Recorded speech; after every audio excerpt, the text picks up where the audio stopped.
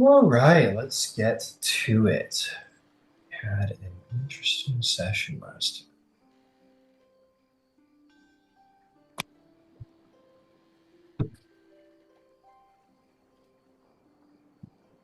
Okay, so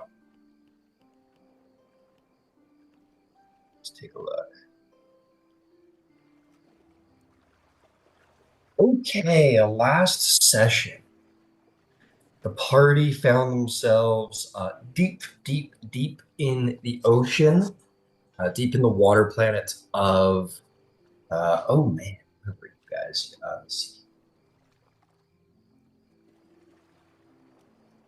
Carpuri is the planet's name, with a equator belt of seaweed-like landmass, Arctic ice caps, and a warm, very healthy but toxic sea to all of you as you are warned by a certain gnome who floats around on the back of a celestial space planet. Of course.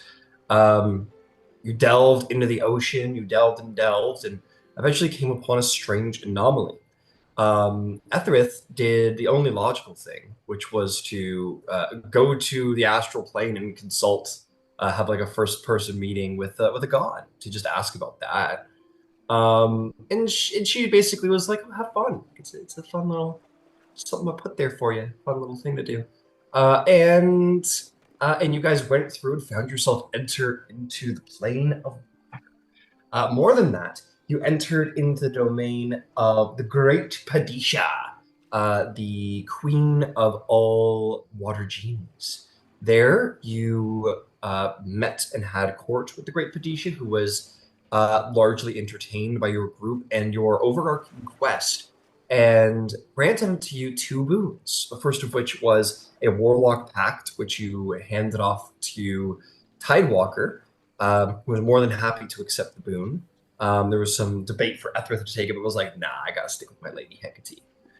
Um, and you also received a beautiful luminous pearl, which has the ability, apparently, to heal the members of your crew to their entire needs of vitality once and once only.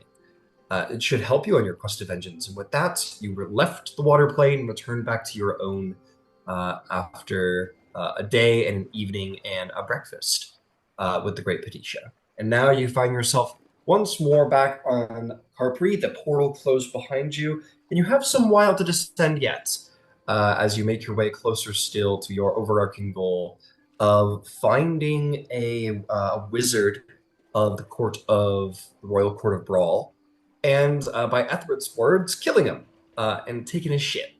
So let's pick up from there. Let's pick up from there. So you're all once more aboard the Prophet's Demise. It's the early morning. You have a day of travel ahead of you. Everyone's fresh and ready to go. Is there anything anyone would like to do during the descent as immediately the ship begins to arc lower and descend closer to your final goal? Um, Etherith will like to speak with the captain alone. Okay. We'll say that, yeah, you kind of find the captain on the Spelljammer helm. Yeah, and it's usually just you two anyway, so it works out perfectly. Uh, um, Captain, I wanted to uh, first express my thanks. I was quite well.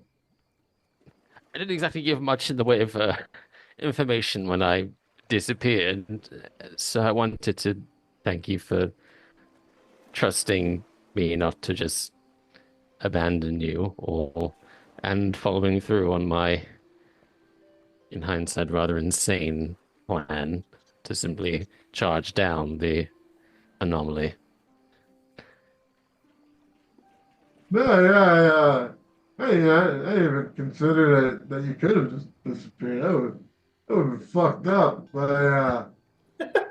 You know, where where did you go like that? You just kind of like came back and were inspired. So I imagine it had to do with you know who. So you can skip that part if it's a problem. But I love, if that's something we can use down the line and handy, or if we have to, use it sparsely, I'd like to know we have it in our back pockets.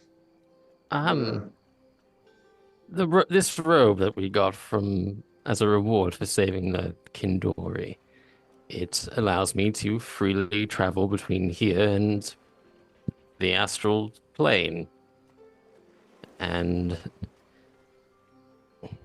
I had a hunch, more when you follow my faith, you get a sense for these things is you get a feel for the thread of fate.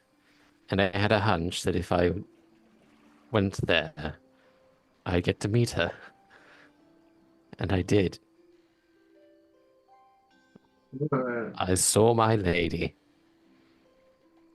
even spoke with her. well, and, it must have been a lot to you, I imagine. Was how was her vibe? Like she cool? Did she seem, were we on the right track? Or I doubt she'd tell you, but you know, last last someone talked to her about her, she seemed well interested in me. So I hope interest is still there. She's still interested. I was, I confess, throughout our journey, I've always been a little cynical in the back of my mind. Everything I've ever heard about her suggests that she could change her mind or get bored of this in a moment. And I'd made my peace with that. But, you know, I never thought I'd ever actually get to see her myself, so I assumed that either I was on the right track or what I was doing was had only had meaning to myself. Either was fine. But speaking to her, she was interested not just in what we were doing, but also in me. She seemed to be eager to see my own potential. She even called me her son. And it's only now really sinking in what that can mean. Certainly very affectionate. And well, not really my area of expertise, but if I could suggest one thing out there, if I'd say, you know, you may have had an entry level knowledge of how your goddess works well, prior to like where you are now. And I think it's time to maybe leave any presumptions behind along with that entry of knowledge and accept that you might be in tune further than most beings have ever been with your lady. So I'm sure that'll come with a lot of good, but also a lot of challenge. So definitely something to ponder. It's it's changed things a bit for me in my mind. I was working off of largely pure faith up until now, but now I can't deny I feel some element of, I suppose, responsibility. Or it's like I now have the expectations of a patient, of a parent on me as well. So I always thought of Vash as my father, but I never considered that Hecate was also in technically my mother. She did create me after all. Does usually involve a pair, but you know, some might call when you're feeling pressure, which is both good and bad. And it's just make sure you keep your head above it all. Remember it's in whatever way you're you got yourself where you are, along with the help of people like me, your goddess. So make sure to keep keep parts of yourself the same. You don't want to change too much, or at least too sudden. There is one thing I do intend to change, and it's may past my own personal outlook. I, with the mission, I always thought that my, well, whether we succeed or fail, my usefulness would end there. I was never certain if she would simply smite me after I'd done my duty or abandon me. But now, if she's interested in my own potential, then perhaps there's a future for me, a real, tangible one. And I'm glad it's it's a great relief to think that perhaps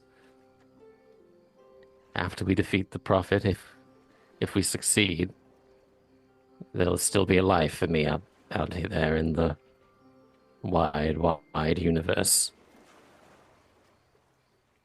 No, I believe that, there. That's for all goal.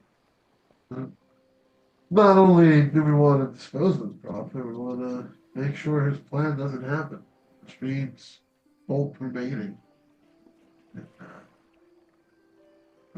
I'm happy for you. Seems seems this little side trip of ours was very much a needed one. Hmm. In any case, I find myself imbued with renewed vigor, so I will do my very best to ensure that that this is not only a successful mission, but a extremely lucrative one. I will go above and beyond to ensure that this is a resounding success, Captain. I did have one thing I wanted to run by you before signing. Uh, I know you're already planning.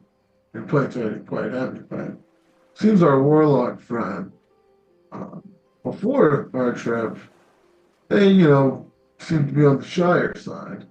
But now, I imagine, being who they are now, I they might need some guidance with serving under some higher power. So perhaps in your diplomatic duties, they can be your second, perhaps. Yeah. But, both of you are Etherith, sorry. Etherith like does this little sideways glance. Um, Normally I would agree, but you weren't witness to this. Our backup pilot was in the seat, but they Tidewalkers seem to express some cursory interest in me on a personal level.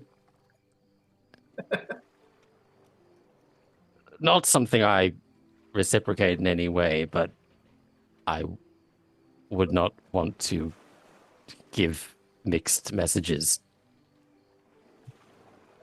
well, I mean, this will make you purely working collaborators out there. If anything, it'll shield you from any personal, you know, further connection. I'm assuming what you're saying. Um, right. I totally didn't know that. I'm sorry, I'll take above you. No, it was such really funny. But I'm sure you'll think it over. But in any case, they're with us to the end now. So and, Indeed. In Obviously we're not privy to the full details of their contract, but if what the producer said is true, then largely fucking hell, Ryan. Um, She, she'll only be observing. I don't think she'll be giving any direct commands. In any case, she's an ally, and if I can say that was as perfect an outcome as we could have had. More connections we make in such regard, the better we'll be against the prophet.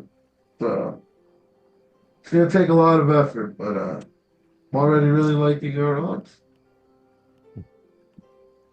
I believe the pearl is an excellent acquisition and will be no doubt vital for turning the tide against a foe as great as the prophet. Hope we don't have to use it anytime soon, but I do agree. Just kind of bring the room together too. I imagine it's here in the most safe part of the ship, but uh, it's quite shiny. Yeah. Oh, yeah, partial shiny. But anyway, I thank you again for trusting me so. Of course, not bad. I've said many times I assigned to you a lot of trust because you earned it. So hope you know I meant it when I said so. And with that, at the return to the post, which is about 10 feet away, but Yeah. Metaphors. Okay, I better get going. I think I go Bye. certified video game moment. Yeah. Absolutely. This little cockpit you have here at Ed, something in my brain imagines just have like posters and shit all around, maybe like a little pearl there. Just like I don't know. I can see it. Hell yeah. Uh, Okay, is there any other things to be done aboard the ship as we continue our descent? Nope. Okay. Yes, so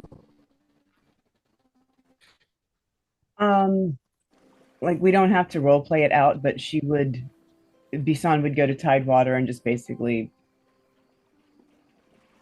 be an ear if they want to talk, give them like, at a girl, good job and go about their day. okay, sure. Do you want to make a persuasion check? See if that like encourages friendliness between you two. 16. Nice. Yeah. She takes it in stride and says thank you. She says that uh she's doing all right. She's more excited than worried or anything. So she's okay and she appreciates the olive branch. But continues about her duties with a little smile on her face.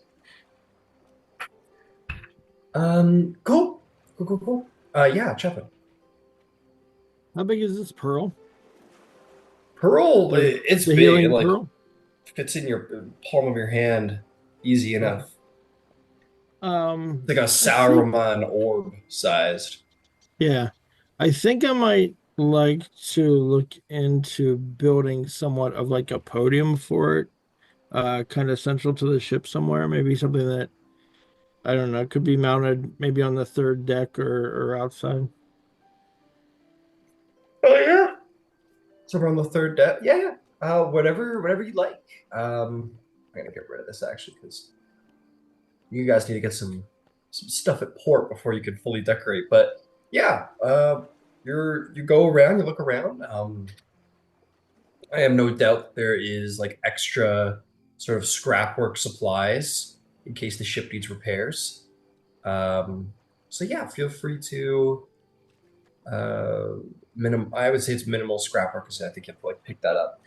But yeah, feel free. Where would you like to make this podium? Um, Maybe that big back wall on the third floor there. is there, yeah, maybe. Is there I guess, hmm. Give you the Yeah, layout. let's try that. Let's try that. Sure. Why don't you make me a little bosun check here? Okay. Um, This is metalwork, so it's going to be more smithing based. Do you have smith's tools? I have neither smith's tools nor proficiency with them. Okay. You could make something out of wood. Yeah. So it could be a carpentry thing. Okay. I do have carpentry. I do have carpenter's tools and I have proficiency with those. Sweet. Go ahead. Let's call it a I'm trying to use the new rules where basically use a skill, get advantage for it. Let's call it athletics check because it's kind of a elbow grease sort of thing to build one. Okay.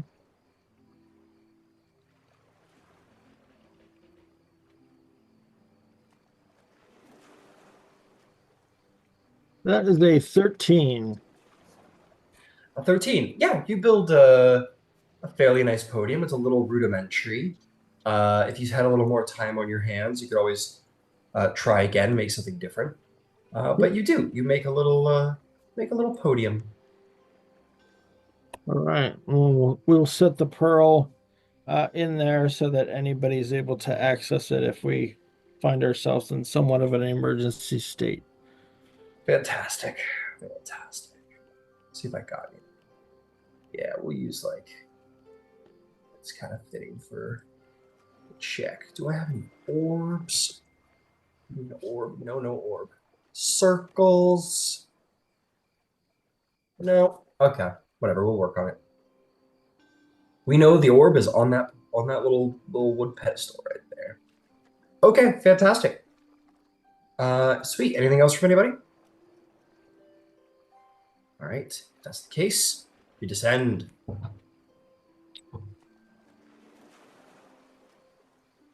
All right. Let's see how our descent goes today. The issues. Hey, the dice. Like you guys, you descend into the black, dark, fathomless depths of the tackless sea, making your way lower and lower still until you will indeed come upon what you've been looking for this whole time. Oh my God, what are all these things?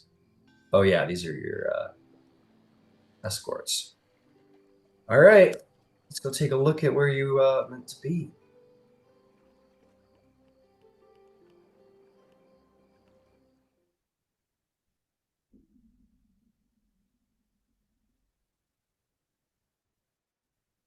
All right.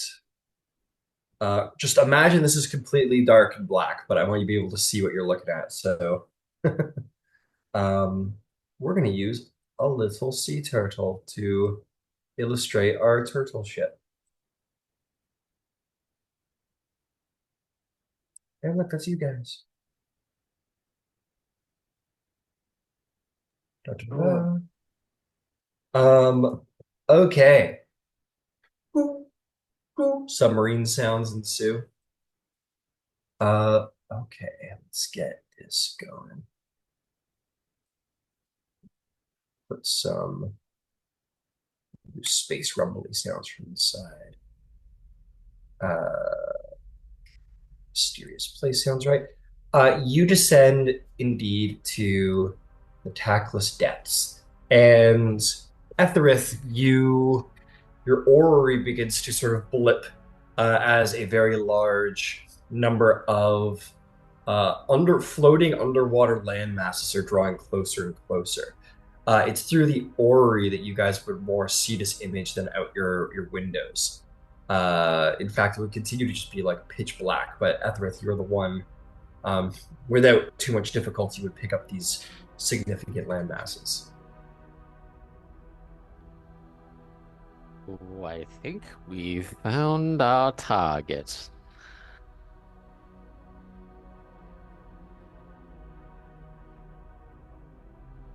Oh yeah?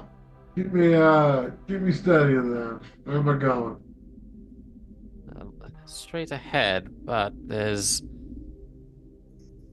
several land masses, so just take it slow, and I'll help you navigate this mess. Okay, so Etherith, as you're getting closer, there's all of these.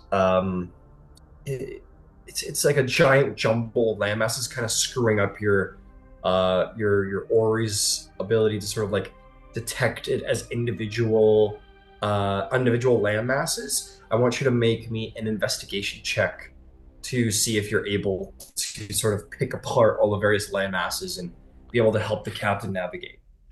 That is a 13. A 13, I'm sorry to say, is a tiny bit low. But the one thing you will get is that this almost seems like it's by design. As you're drawing closer, your the orrery is just registering it as like one massive landmass, which you know it's not true. You think that this person did this intentionally. So it's gonna be a Ed flying blind a little bit here, trying to get through the landmasses. Yes, Celeste. Is there any way, as we're getting closer, to be able to visually see bits or not? Well, it's pretty pitch black down here. If you had some kind of idea about how you would like to make that happen, by all means, to create light. I'm just wondering whether anybody's got like a dancing lights or anything that we can put forward in front of it, just so we could see and then manually guide the captain that way. I don't know if the always not picking up anyway.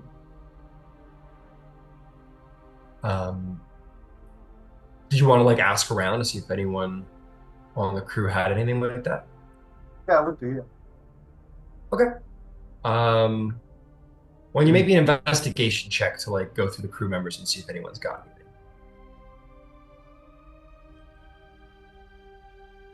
21? 21.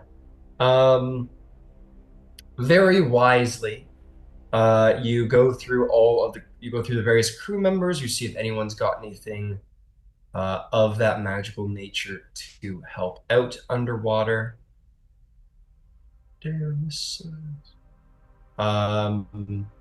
Let's see. Well, let me ask: does the party, who here has any sort of light-based magic, any sort of sight-based magic? Yes, Chaplain. I mean, I have the light cantrip that I can, but I have to touch a larger, smaller object, and it puts out light in like a 20-foot radius. So that's Fine, it's fine. not super helpful in such a situation. Understood. I just had I'm an gonna- idea of putting an epoxy unit as far out as we can and just. Yeah. That's I funny. wonder whether then, if there's no one with that, I don't know whether you'll let me, but can I use my psychic whispers ability in that way to try and like a bit of sonar? I don't know. Well, I have one other idea. Yeah. It's certainly interesting. I have liked to bend the rules of the potential of our psionic friends. Okay, you sort of sit down, you try and think about it, and try and use your mind. Between our two psionics, one of you is more martially inclined at their psionics than the other to be more telepathically. I want you to roll me. Okay, this is gonna be an let's call it a because you use intelligence for your psionic stuff. So let's say make it an investigation check, Celeste, to see if you're able to push your mental faculties outward to do something like that. 17. 17 is very good. It's at first very tricky because you're essentially inside of like a metal sarcophagus, and it's hard to like span your mind outward past that. Maybe you run up to the window where Etherith is and kind of stick your face against the glass, and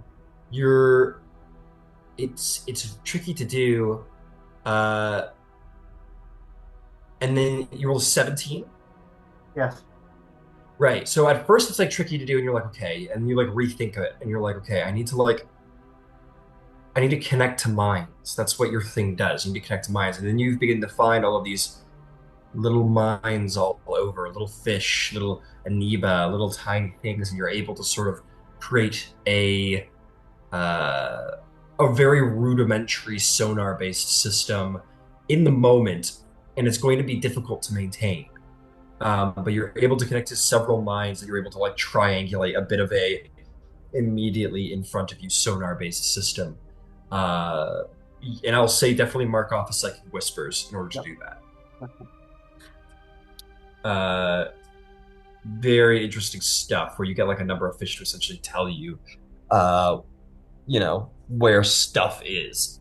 Let's make that a part of it. Make me like a just a flat persuasion or intimidation check to try and see if you can get these like little sea creatures to follow your orders. Not a high DC They're there. both zeros Fish. anyways. 12.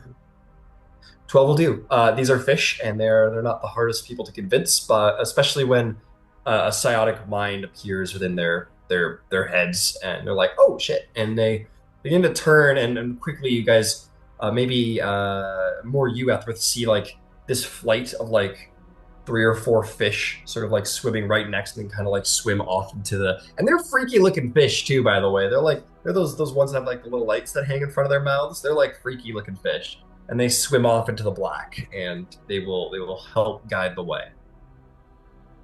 Oh. Very cool, very cool.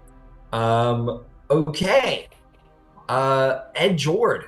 Now comes the tricky part. Navigating this field somewhat blindly. Chaplain, did you want to provide the light cantrip in any way to give like a base like illumination outside?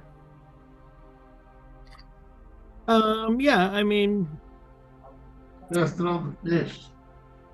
I guess based on what the rules allow, if I could maybe get to the outside of the ship or even touch like an outside wall from the inside, and I guess light as far front as possible, just to provide 20 feet of light directly in front of the ship. Yeah, absolutely. Did you want to be on the outside of the ship to do this, or did you want to provide light to somebody and then they could be outside the ship? Oh no, I can go outside and do it if somebody's going outside. Cool, What cool. about Tidewalker? She could swim in front, could she not? A Oh, little that's bit. true. That's true. She could swim a little ahead. She's faster than the ship. Up to you though. You can be outside too if you want. This is kind of what you expect to be sort of the end game here. Yeah. I might be better off inside trying to help Ed navigate. So I'd ask Tidewalker if she would be interested in doing that. She says absolutely, and you can make her something she had, maybe her trident The glow. trident, yeah. Yeah, and then she'll exit the ship and we'll swim. It's a 20-foot radius, right? 20-foot radius, yeah. Okay, yeah. So she'll swim like 20 feet in front of the cockpit, and then the next 20 to 40 feet. Well, actually, that would make the next 40 to 60 feet fairly well illuminated in front of the ship. So, Yep. very good job, guys. Very turn this around. And then Zalace, your fishies can swim like ahead of the light itself and kind of like give a preconceived notion of what you guys could expect. So suddenly a very good visual radius. Well done.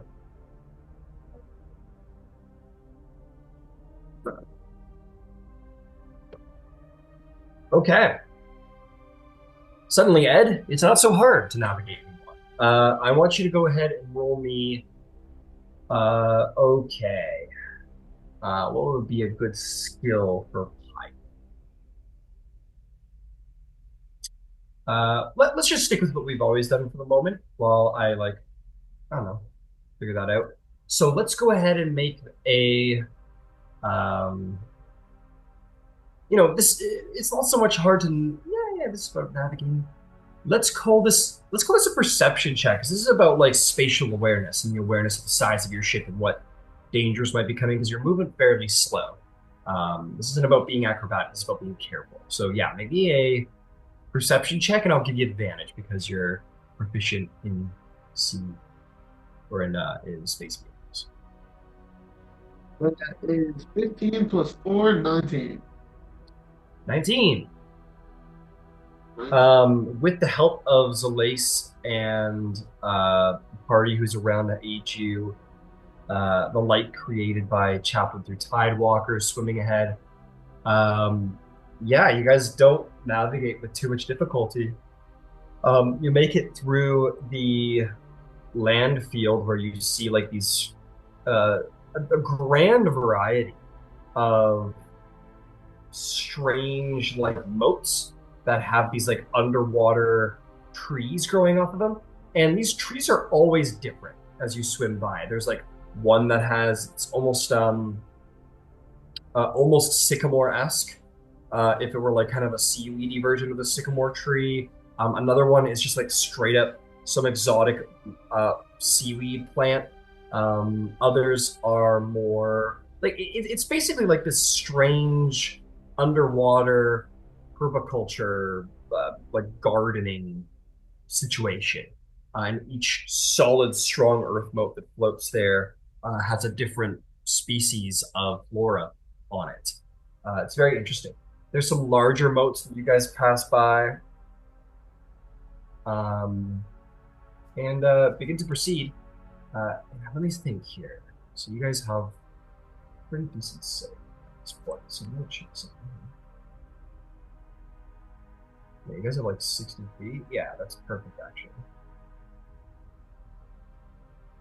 So you're going to make your way through to the point where you can see just barely at the edge of your light coming into illumination, and you know, Zalace, through your little sonar system with certainty, that a massive landmass is beginning to appear on the horizon. Before you do that, you're going to see the light created by Tidewalker. She kind of like stops outside the ship, and then immediately like jolts to the left in the water, and the light sort of like dims for a moment. You see coming out of the darkness, about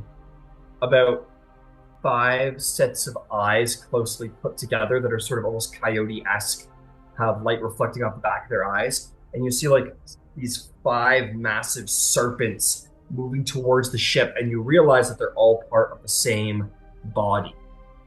This creature sort of all come at you, and I need initiative from our wonderful party members. Well, this is going to be side initiative based because we are on a ship right now.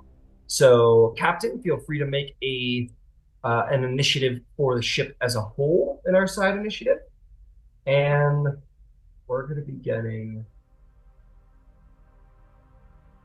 That is 13 plus 2, 15. 15, excellent. And I need to get Tidewalker out here. You're saying there's definitely a big chance we will fight a big sea monster. Yeah. Oh yeah, you're in it now. It's coming. All right.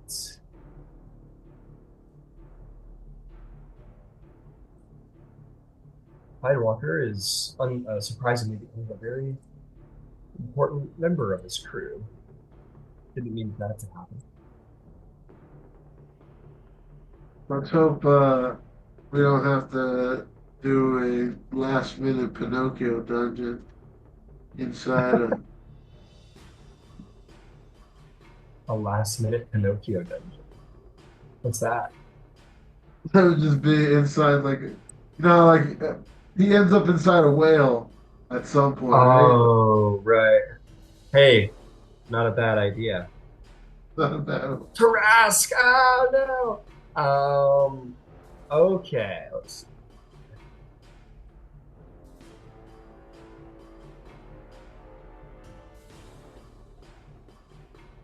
Okay, what'd you get there, Ed? I got 15 for us. Hey, you guys will go first.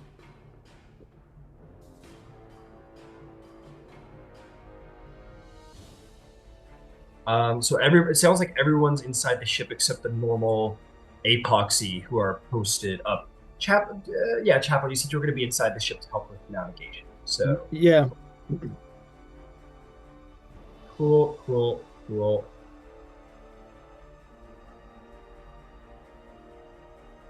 Okay. That's very cool.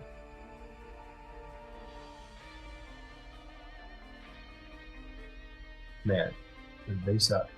So, as these creatures come to appear, you're going to notice something about them that is kind of fun. At first, they look like snakes, and now that like the light has like really illuminated them out of the dim light, you notice that these are actually like turtle heads. And all of these turtle heads, yes, indeed, combine into one massive turtle-shaped body of some kind. Let's hop to it. So, Ed, you're starting us off. This creature is about 30 feet in front of the ship. What do you do? I am going to turn around and go sort of like in an angle so I can provide like a screen for Tidewalker to like swim behind. So I want to give her safety and also pull away from this thing. And, Got it. So it's been a minute since we've done ship combat, but recall that I think you can only do like a 90-degree turn. But yeah, if you wanted to wedge the ship between you and Tidewalker, you absolutely could. Okay, cool. That way she can have.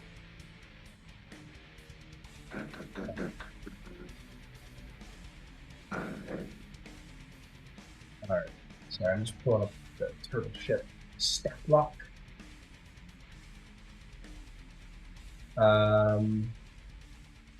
Let's see here.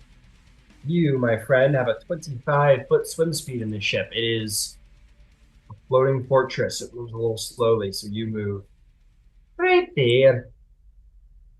And yeah, I'll say you stick the cockpit between you and Tidewalker for the most part. Cool. Epoxy units will open fire.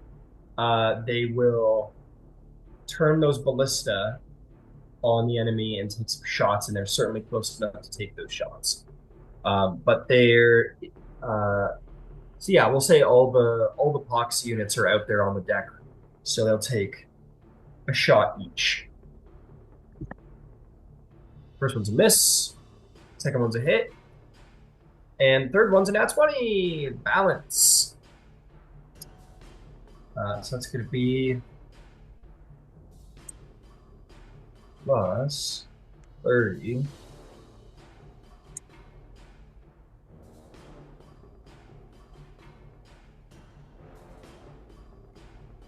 Damn, could have rolled better. 48 points of damage between the two shots. As this happens,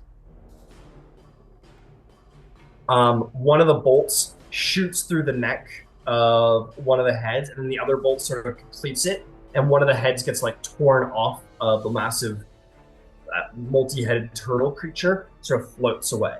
And now it only has, I said 5, so there's 4 heads left.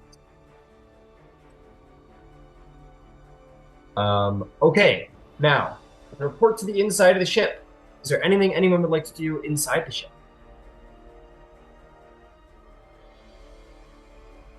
Yeah. Chapel? We'll get to Yeah, all you. I would like. Chapel? I'd like to try to use my overpower bosun quality. Basically, I attempt a check on the Spelljammer helm, and if I'm successful, I can jerry-rig the helm, the hull, and all weapons on the ship. Okay. Fantastic. Go for it. All right.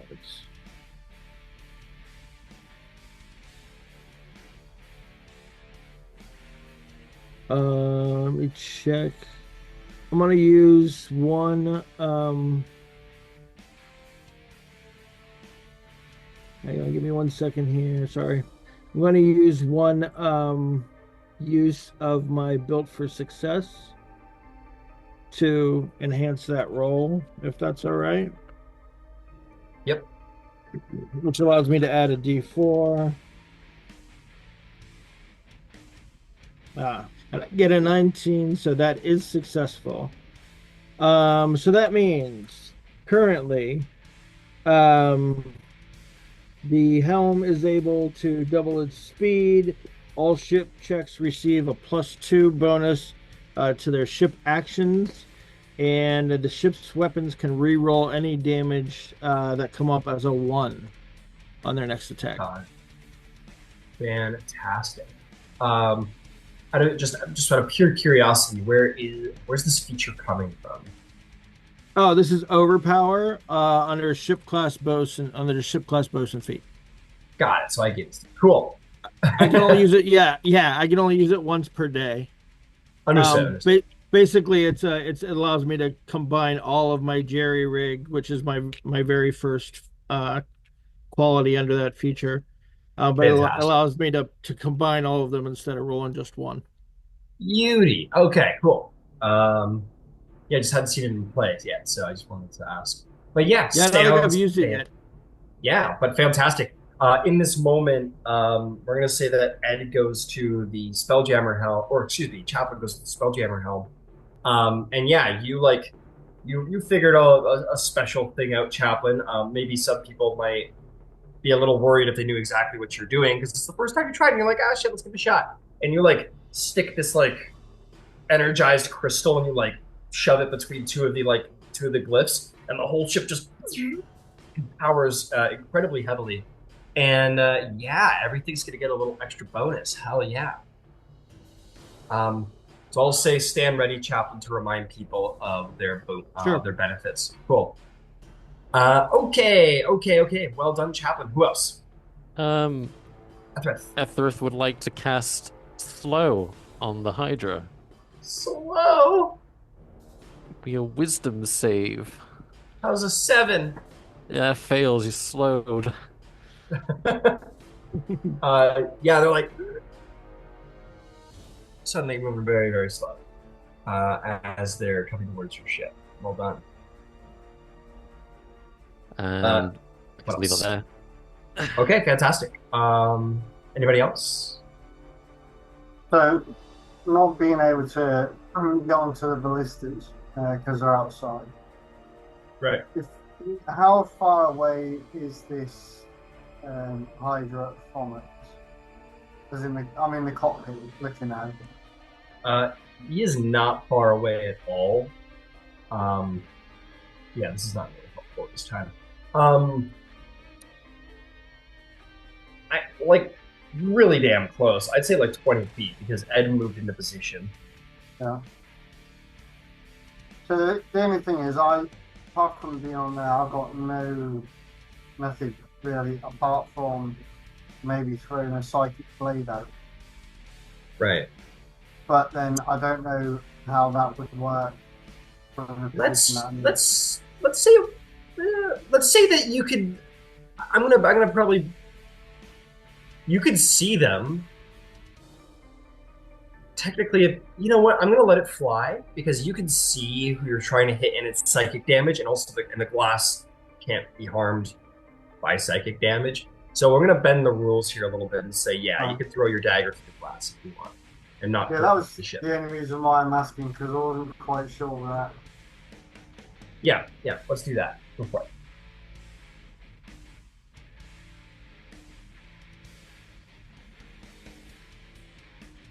So that's a 16 to hit. 16 does not hit. In fact, it bounces off the shell I of the will creature. use bolstered now. Yeah, side bolstered net. It means I can use one of my dice and roll add a d8 to that. Okay. Isn't that just for skill checks?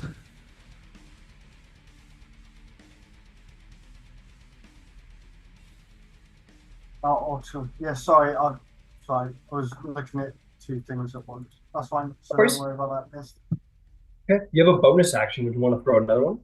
I do have a bonus. I'll use that.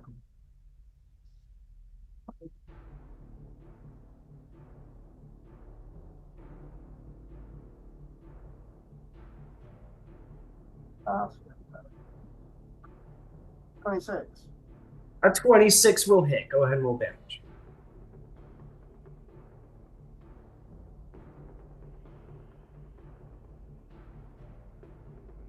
10 points of damage. 10 points of psychic damage. Fantastic.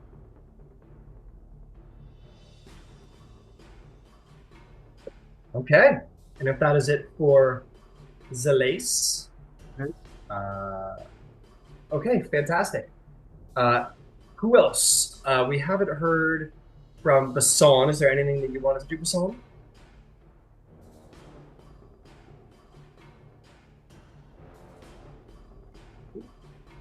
That is let's see. A number of the crew. I'm gonna say like at least 2 crew members. How many pox units do you guys have? You guys have 6, I believe. 6.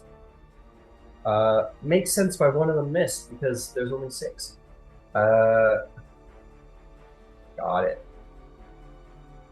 Yeah, makes sense. I think that's right. It's unit 1 and then 5 others, right? Yep, you're totally right.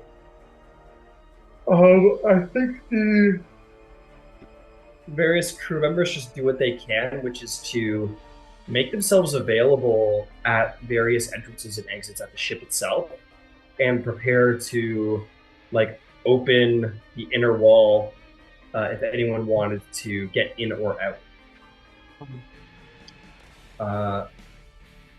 And that's kind of it. All right. That is going to be... Oh, Aryan Thornfield, your backup Spelljammer, sort of makes his way to where you are at the cockpit. Yeah, the cockpit, and just makes himself readily available in case you need to like go do something else, and he can take over. And that will be that. Okay, that brings us to the Hydra's turn. Oh no! Guys, I got bad news. Oh no, never mind, it hasn't happened yet. The Hydra is going to swim at... yeah, it's going to like sort of swim in like so towards your ship. And it's going to take some attacks at the ship itself. And... takes one attack. Right. Oh, damn. You get Oh, one. you really screwed me. No! Wait! My multi attack. No. Yeah, it means you can only make one attack if you multi attack, right? Yep. Fuck. God damn it. All right, I'm gonna just attack the ship. It's gonna go and attack the ship. It rolls. Sorry. Very, very well. For its one attack. That's going to be a 25 to hit. So it's going to hit the ship right down hard on the hull. And the hull is going to take 14 points of damage, piercing damage. But it's a good thing you have such a sturdy ship that you guys hear the sort of the groan and crunch of metal on the outer shell of the ship. But you're not going to take on water or anything of the like. The ship is built for underwater combat. And that's it. But you will see that that from that one head that lost itself, 2 more heads are going to come and be there. There's going to now be 6 heads. Ah! You'll also roll the save again, so good luck. Oh, it rolls the save.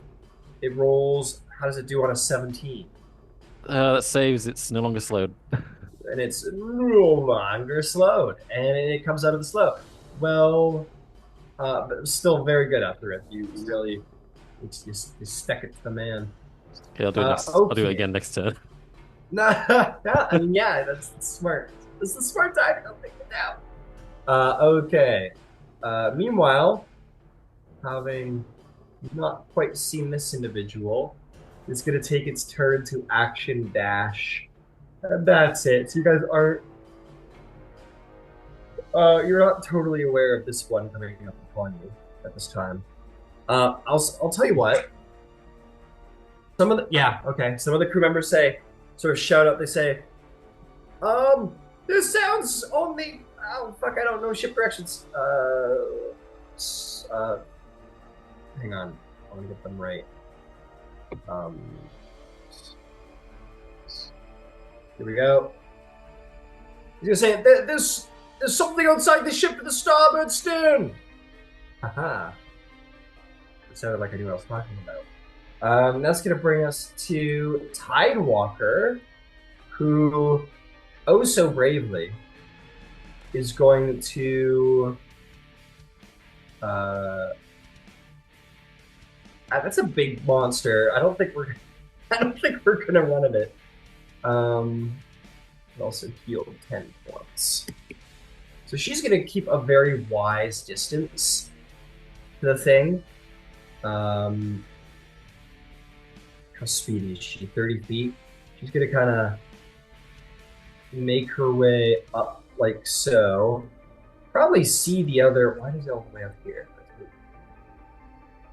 All the way up here. And she's going to conjure a new little power of hers thanks to the alliance she's made with the Grand Patricia, and cast Eldritch Blast. The first one misses. The second one misses. You guys see this? Oh man, this is so lame, but whatever. Basically, these like bubbles, like these lines of like shots through the water of like barely luminescent light that are accompanied by like a stream of bubbles that sort of almost like ricochet off the back of the shell of this creature. And that will be Tidewalker. Bringing us once more to your turn. All right, your ship has been empowered. What do we all want to do with our turns? Well, they were gonna. So let's outgun it. You're gonna gun it. You're gonna keep going forward. No, that was Ed just talking. Like I'm saying, we gotta try to kill these things. I don't think we're Got gonna it. be able to.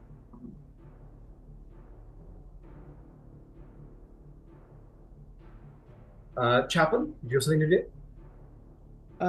Yeah, can I see outside? I mean, I can see out the front of the ship, right? Yeah, this one is in very plain view. Okay. From inside the ship though, right? Yeah. Okay. I'm gonna go ahead and use my bonus action to invoke duplicity outside the ship near the Hydra. Very cool. Okay.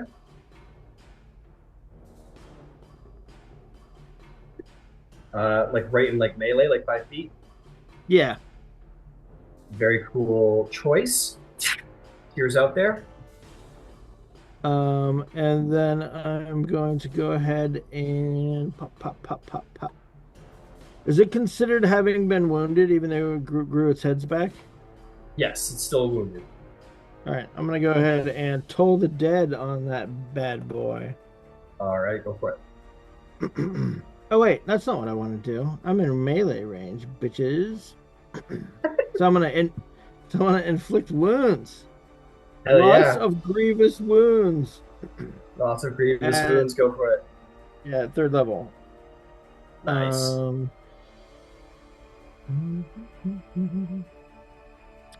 I have to roll to hit, right? For the spell attack. That's right. Okay.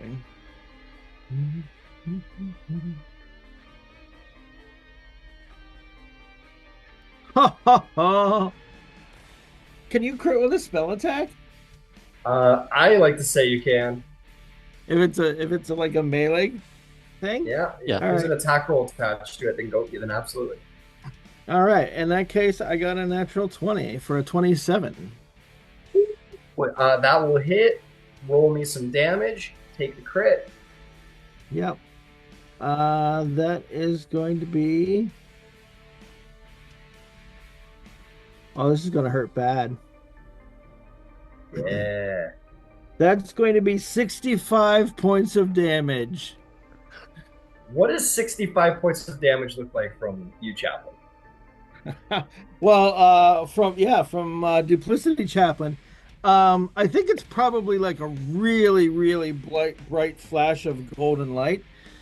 Um, so he's in melee range and he has to touch it. It's in the spell description. So I'm guessing like he just reaches out and puts like a flat palm kind of against it, and then there's this very bright flash of golden light, and maybe like it all kind of like sucks into his hand. I guess yeah, like there's an orb like or not an orb like a circle, Yeah. like a small circle kind of forms around his hand and expands a little bit and then like sucks back in real fast, like vacuums back in and then like explodes against the creature. Okay, yeah, you put your hand against it. All of this like life force energy sort of is sucked out of the creature and into like an orb in your hand. And then as that like sort of implosion of energy happens, it like reblasts back into the creature as it uses its own life force against him, which is a very awesome description of necromancy that I haven't heard. That's very cool. Using his own life force against him. And it screeches in pain as it shoots back into him, and literally one of the other heads just explodes, just fully, just oh fuck! The windshield wipers start going on the inside of the ship, and yeah, you easily pop one of those heads. Anything else, Chaplain? Um, yeah, that's gonna be it for this turn. Fantastic. Who Oh, I will else? move. I'm Oh, sorry. Inside the ship, I will move like up to the windows at the very front of the ship from the Spelljammer got it. now. Yep. Okay. No problem. All right, I'm done. Sweet. Who else? Um, I'm gonna use quicken spell and slow again on the Hydra. This Hydra's like, oh man. So Really, wisdom save, please. that's gonna be 21 to save. Fuck, it saves. Yep. Well, Dice are on okay. the side today. Well, I'll use my main action then to cast Toll the Dead. Told So the dead. another wisdom save, please. Another wisdom save. 14? That fails, so that is 2d12 damage, Hell yeah. which is unfortunately I rolled crap, so that's 6 necrotic damage. 6 necrotic damage. It all Wait, counts. wait, Like, actually, hang on. My staff! I can re-roll those. oh, okay, yeah, use your staff. I'm gonna re-roll them both. Cool. That's 2d12. And I got the exact same result. So, 6 it is. Hecate, it can be a cruel mistress sometimes, it seems. Uh, oh, Uh, you you can't hear it explicitly, but you imagine that there's something of like a chuckle somewhere in the astral plane, maybe amused a little bit by this. some things are simply fated. I There's just no fighting. imagine that's one of like Ethris like in the video game, like when they make the video game about this, it's gonna be like Ethris catchphrase. Sometimes it's just fate. Okay. Anything else there? So that's action, bonus action, so no. Nope. Zalace, I saw a hand. Yeah, I'm just gonna turn around and obviously to the party. Um, Yep, If side I knife knew- away. if you, yeah, I just want to say to the party, if someone can make me breathe water, I'm pretty useless in the ship, so give me it and I'll go out and help tide walking. But then I'll just for a psychic play. I'll tell you guys what. You guys were at the Palace of the Grand Padisha. I'll be generous and say you guys have like less than an hour of water breathing left that they would have gave you on the water plane when you had like breakfast and dined with them this morning. Now that I think of it, I'm like, yeah, you guys were there this morning. They would have gave it to you in 8 hours. So if you guys wanna, we'll say you're just like on the tail end of that. Right. Well, Yeah. Yeah. My first blade was a 14 to hit. 14. 14 will miss, unfortunately. Yeah. 16 to hit on the bonus. 16 does not hit on the bonus, I'm afraid. This thing has a solid shell. All right. I will move. I will start making my way up to the list of Yeah. There is there's two ladders in the actual bridge, so you can just clamber up there, and at the end of your turn, you could be kind of standing in front of the door, preparing to head out. It's fine. I'll see that that one of the people there who's standing ready, like, open the inner wall, and you can like step in there to be ready. Yeah.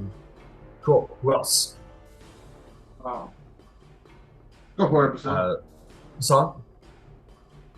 Yeah, above the table, had I realized that she could breathe water, she would have already been outside. So whatever we need to do to get her outside, that's because she's a melee fighter. Yes, I understand. You run up to similarly get into position with Selace. The crew members will seal the door, and it will flood with water. And and you can use your action to open the door and be outside at that point, if you wish. You have an action surge if you want to continue your journey. Nope. Okay. Cool. Okay. Who else? Ed. Well, Ed will tag in the elf to pilot, and he'll be like, "Keep away from it, and keep Tidewalker safe." And could Ed, if he can see it, can he cast a shatter out there? Yeah, absolutely. You run up to the window and set a little knob on one of your gizmos and bring the sonic spectrum up real high. Con save, right? Yes, I believe so. It's yeah, Constitution saving throw. He rolls a hot 7. Nice. So he failed. And it's 3d8. Ooh, let's.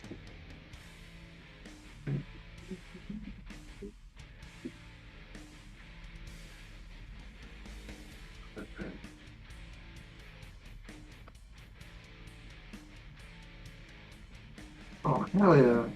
That's 5 plus 8. 18. 18. Okay, fantastic. Very good, very good. You blast for 18. This is a really hurt-looking snapping turtle Hydra thingy. Super, super, super hurt. Well done.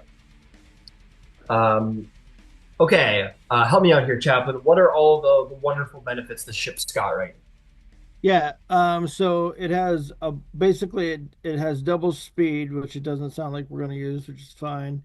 It has a +2 to any ship checks, and then any damage that the first ship weapon does, you can re-roll any ones. Okay. Reroll ones, double speed. What was the second one there? Sorry. +2 to any ship checks. So if like you were trying to do some kind of skill check, like a barrel roll or something like that, probably I imagine, right? Understood. Ship checks. Okay. It's actually a very good point. Let's see if there's any fun maneuvers that our man here would try and pull off.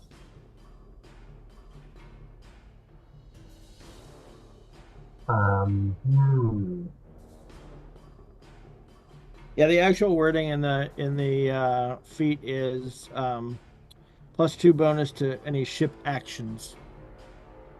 Might be able to evade, back away. You told him to protect Tidewalker, though, so I think he's going to continue to try and interpose the ship between the creature and Tidewalker herself. That makes sense. So he's going to continue to try and do that, and just kind of like keeps trying to put like the nose of the ship between the two, which will bring us to the shots from our wonderful pox units. Only, let's see here. So they had them loaded, shot, and then so they would have them preloaded. So shot, load, and then yeah, that guy would stay there and aim on the next turn. So yeah, we're down to 2. Actually, no, we got 3 shots because it would have loaded, and then they could have all taken. Oh, but they need to aim. So it would have been aim, shot, and then shot. So yeah, now they're down to 2. Okay. 2 ballista shots. For clarity, only the next attack, so whatever that includes, gets to reroll the damage dice. Understood. So 1 misses, 1 hits. So that is going to be 20 damage, which is pretty good. All of them are above 5, so I think they're going to stick with those. That's going to be 20 damage to the Hydra. And as that shot shoots it right in the chest, that Hydra is no more. It sort of goes limp and stops functioning. Damn it! And that will be that, as far as I'm aware. Yeah. I think that's all the crew stuff. Yeah, okay. That's going to bring us to the Hydra. That one is no more and begins to sort of like, do a floaty away things instead. This one has certainly got enough speed now and is going to start biting at the back of the ship, in which you start to hear these sounds from the back. These groaning sounds from the ship. Miss, nat 20. Miss, hit, and hit. So 3 hits, one of them is a nat 20. That's going to be... First one to the ship is going to be 16. Second one is going to be 10 damage to the ship. And the crit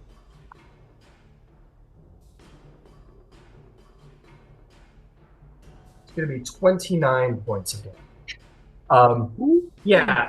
So I really think there's something back here. And then the ship sort of, all this horrible, like, metal crunching and twisting and churning sounds from the starboard stern, or actually from the starboard side at this point.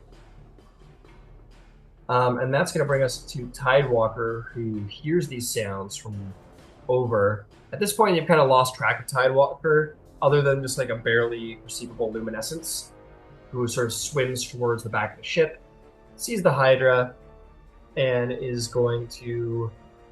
I think it's just going to charge at this point, sort of emboldened by all of your success. 10, she's going to make she's not going to quite be able to get there, actually. But she'll start making her way there.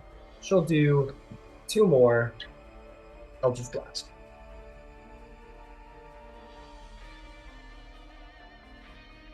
And that, one of them will hit.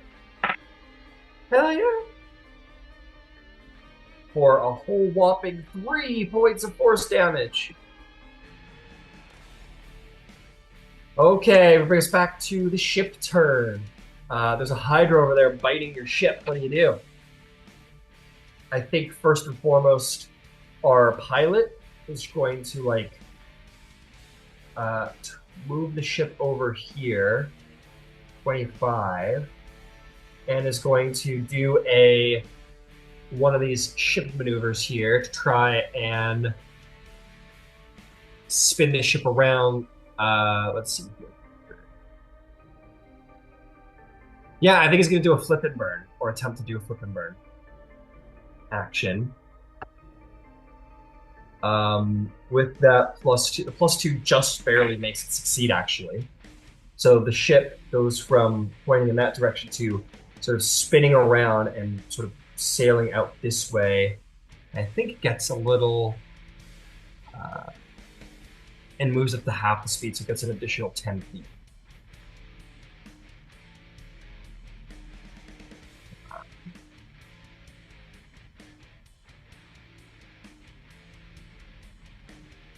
It kind of stops the turn around here so that people in the cockpit have a decent line of sight on the creature.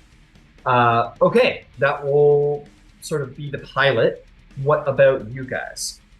Can I see Chaplain's duplicity? Let's see here. Suddenly Tidewalker's over there.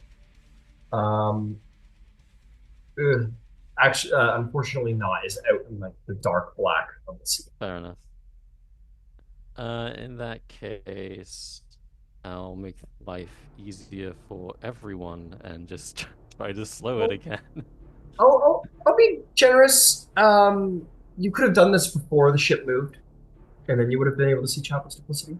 From that far, it wouldn't have mattered. I had like something else Okay. in mind, but if they're like that far away, they're not going to be able to get to the Hydra anyway. Fair enough. So, yeah. Slow on the Hydra. Wisdom save, please. Infinite spell slots. That's gonna be a hot 10. That's a fail. We're No. slow. -2 to And it's slow. AC, dexterity save throws, and all that jazz. Right. And then I'll use. Is that? I'm going to say if this is a bonus action to do that. It is. Okay, I'm going to blow a bunch of sorcery points to replenish a spell slot. Fair enough. Fair enough. Okay, that is Ethereth. Who else? Basan and Zalace, you guys are out in the watery space. I'd like to swim to the mob. All right, let's get you guys out there. Where? Come on. No. Basan What and if- Zalace. Like what? Yes, Ed? Oh, for just actions. Yeah, let me just take care of these folks quick, and then we'll pop over to you. Okay, so you guys are going to appear like about here. Okay, so what is your speed? You got 30 feet of speed, Basan. That is going to be 15-foot swim speed, so you'll end up here, which unfortunately is not quite in range. I'll tell you what, if you had a dash in you, you could get up to the creature. Okay. Okay. You dash into melee range and manage to get right up into its ugly faces. Is there anything else? No. Nope. Okay. Zalace? Yeah, I've only got a 30-foot speed, so I will do the same. I'll do Got it. So you have a 25-foot speed, right? 30 foot. If you wanted to... Sorry? 30-foot speed. Oh, 30-foot speed. Nice. If that's the case, then you could cunning action dash and similar to Yep. Hassan get in the melee. Yep. Okay, cool. You do so. So that gives me an action still, which I will use my rapier on. Okay.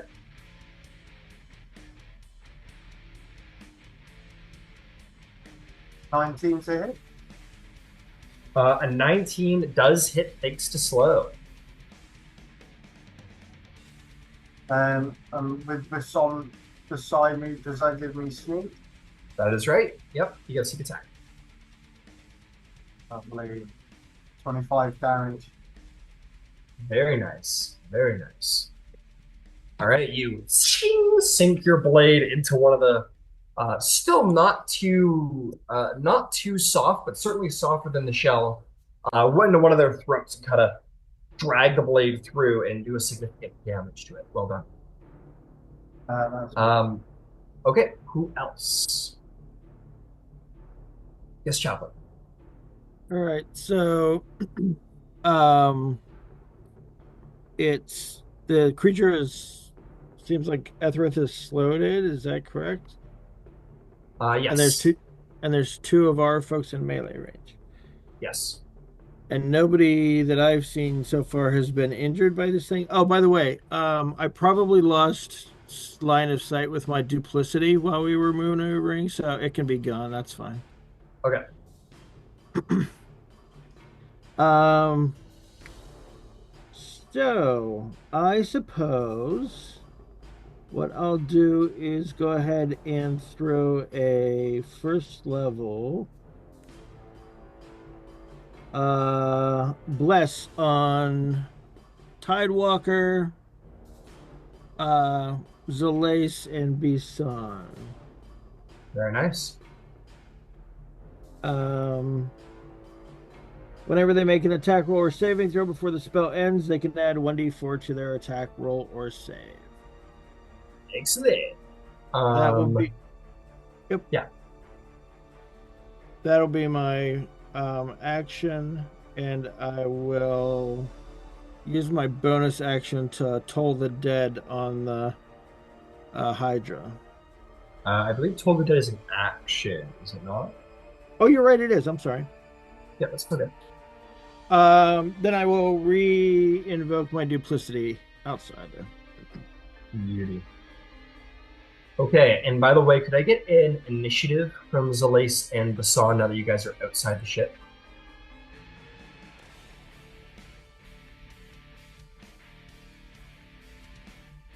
well. All right, understood. I'm gonna beat Tidewalker there handed.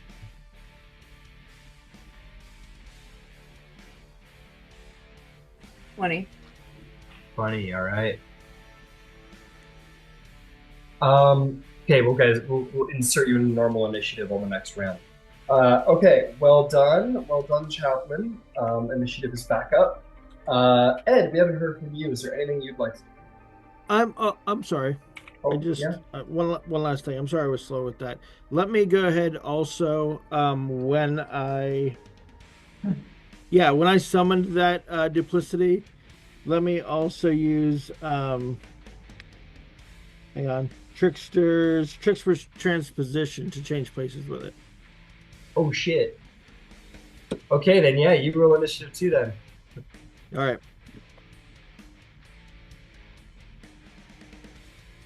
2. Oh, you're at the bottom of the order. Okay. Sweet.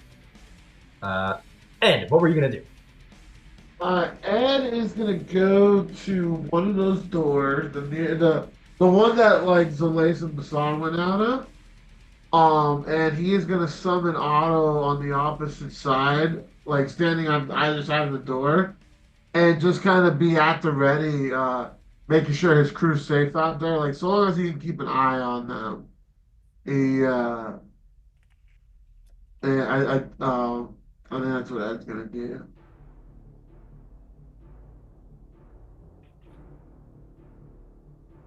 Couldn't hear you there.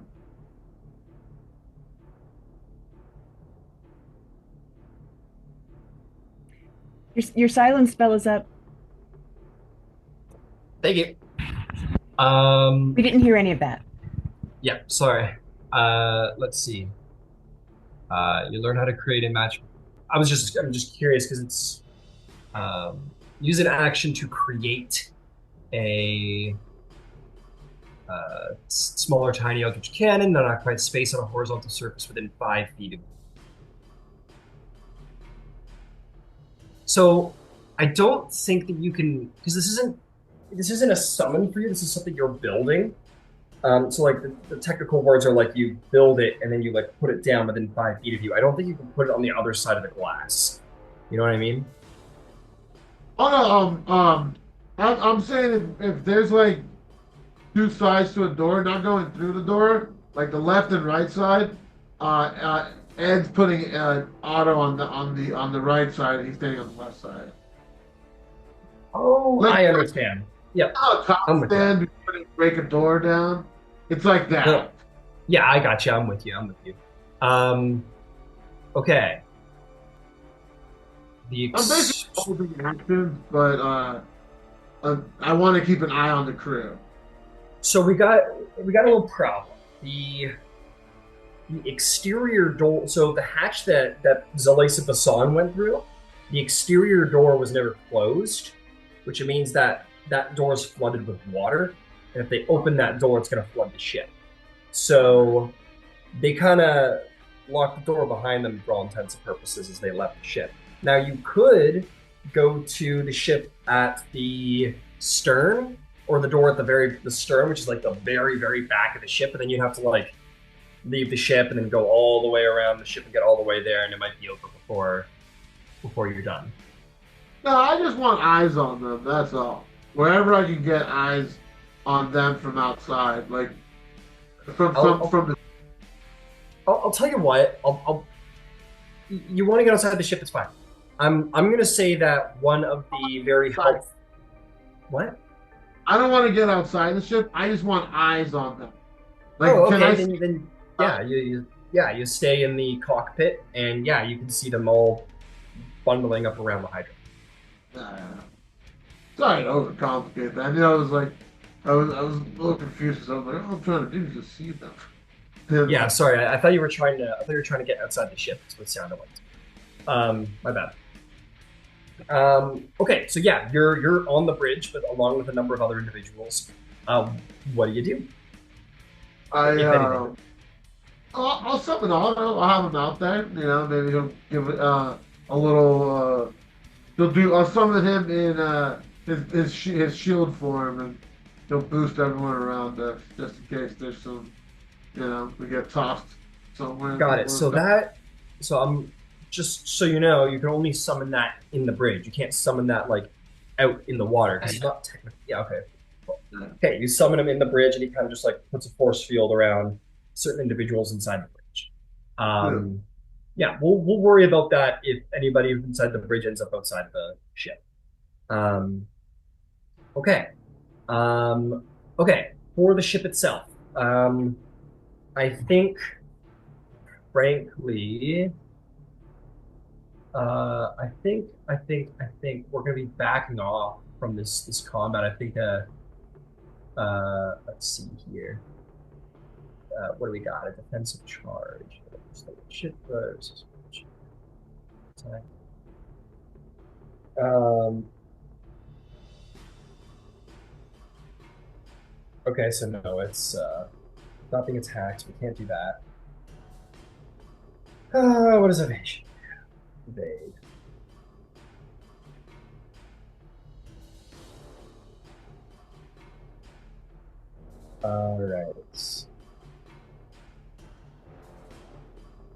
All right. He is going to do an evade maneuver.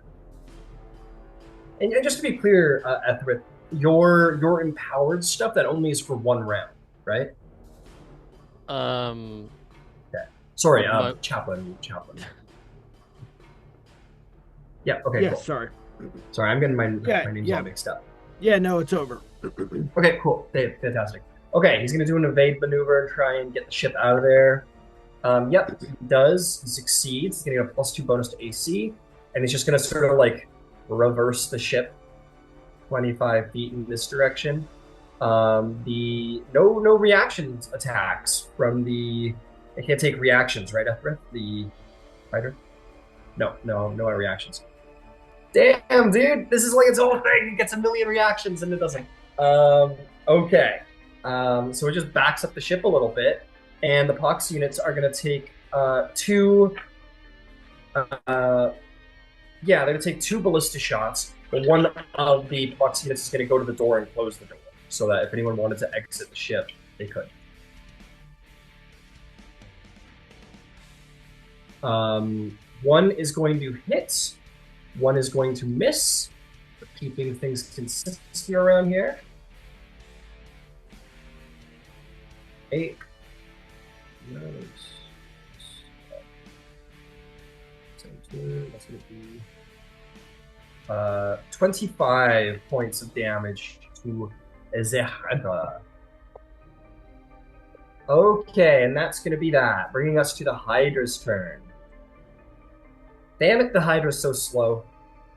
I think it's going to try and take a chunk out of you, Zalace, because you're the one who stabbed it and hurt it the worst. So it's going for you very slowly, as I'll continue to note. That's cocked. That is going to be a terrific 16 to hit. Ah, beats it, beats it. Beats it. It's gonna be 18 points of piercing damage. Uncanny dodge. Uncanny dodge. That's 9 damage only. Damn, I thought this was gonna be very dangerous. I was like, man, it's too Hydra, too many Hydra. No. Noted. Okay, that'll bring us to make the save. Oh yeah, gotta make a save. That's right. That is going to be a 19 on that. It saves. I just rolling really good on these slows most of the time. So how's it so wise? I don't know. It's moderately. Okay, that's going to be Tidewalker, who's going to swim in.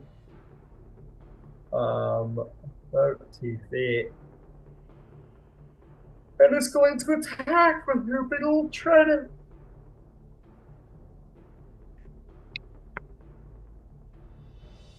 Ooh, that's a nat 20 and the 19. The 19 will miss, but the nat 20 will hit from our big bad lady here. Does she get advantage for flanking or whatever? Oh, yeah, you're right. Yeah, she's a good catch. And she has. Go ahead. And don't forget, she has the plus. She has the bless. She does have bless. Thank you. She rolls another nat 20 on her second attack. Well done. Good catch, Chaplain. You saved the day. Okay. Nice. So she's got. Let's see here. So that's going to be 6 plus 10 plus. It's been 19 initial damage. That's going to be. Oh, shit. It's going to be 23 on the second damage. She also gets a little poison on each of these attacks. She's got a magic trident. It's going to be 2, 6, 8, which is. It's going to be 15 additional poison damage. Man, she comes in, Queen of the Seas, stabs into the side of it twice, one of its head, and just like churns the trident, and one of the heads just sort of splits off from the rest and falls away. Only has 4 heads. That's going to bring us to the top of the order, which is Basan's turn. Basan, you're up to bat.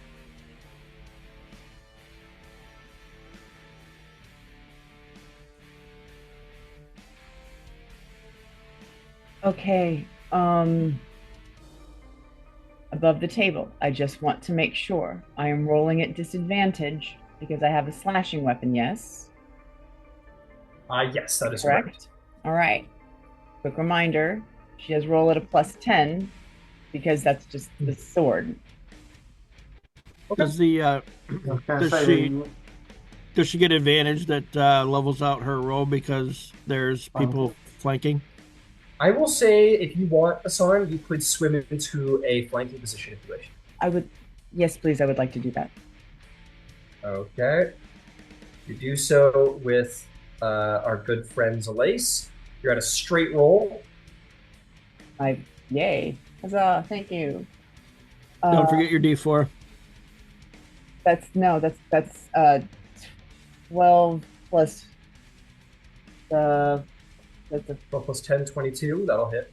plus 3. So okay, yay, it hits. Um, let me.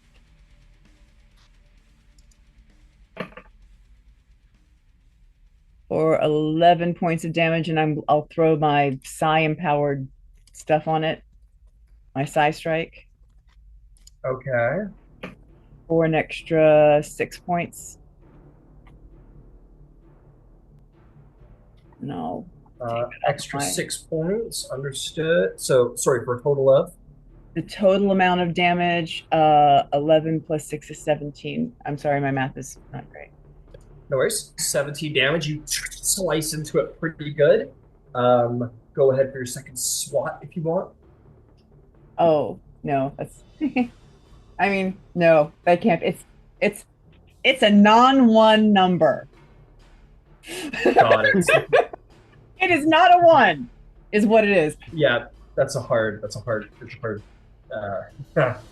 make that fly. 14 plus 10, or 2 plus 10 is 12, plus 4 is 16. Like, I feel like it still misses. Still misses, I'm sorry to say. That's a tough shell that you get a little, you're like, oh, like, I saw Phantom Menace, and you try and like do the Qui-Gon into the door thing, into its shell, and you realize that it doesn't quite work like that, and your sword bounces off the back of the shell. Okay. Well done, Basan. If there's nothing else, that is going to bring us to nice. That's going to bring us to the ship. The ship itself. The ship is going to pilot down to give the Fox units a better angle. They're going to have. Let's see. They would have loaded. So only one shot this turn because they closed the door. And that's going to miss. Ballista bolt sails. What about the rest of you? Who's got stuff?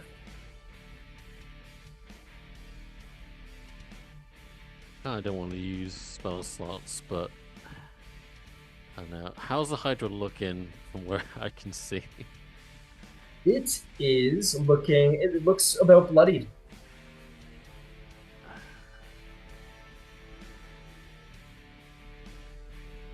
All right, well, just the longer I can stop it from doing insane multi-attacks, the better. So let's go for slow. Wisdom save, slow. please. Oh my goodness, another slow. Level 22. Fuck. I swear it's just rolling really great. It's not that wise. It's just rolling fantastically. Well, shit.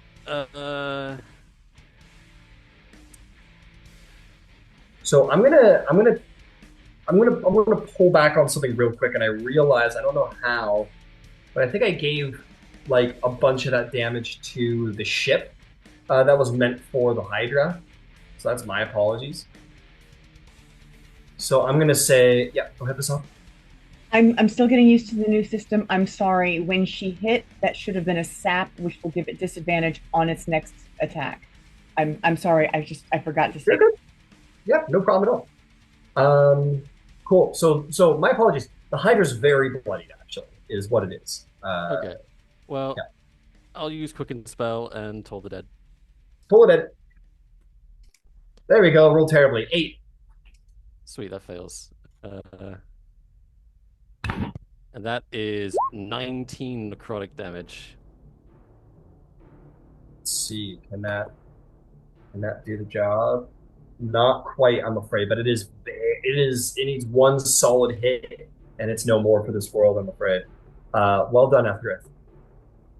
Okay, what about Ed? What about Chaplain? Oh, Chaplain, you're outside the ship. Never mind. I have my own initiative now. Yeah, you got your own initiative now. So really, it is Ed. Ed, do you have anything for us, my friend? Ed's just gonna hold his position. He's got faith in his frontline assassins to finish this off. Underwater assassins. Fantastic. Yeah. Which will bring us to Zalace. It is your turn, my friend. Okay, so I have with my attack last time with my rapier, I have advantage on this anyway. Yep.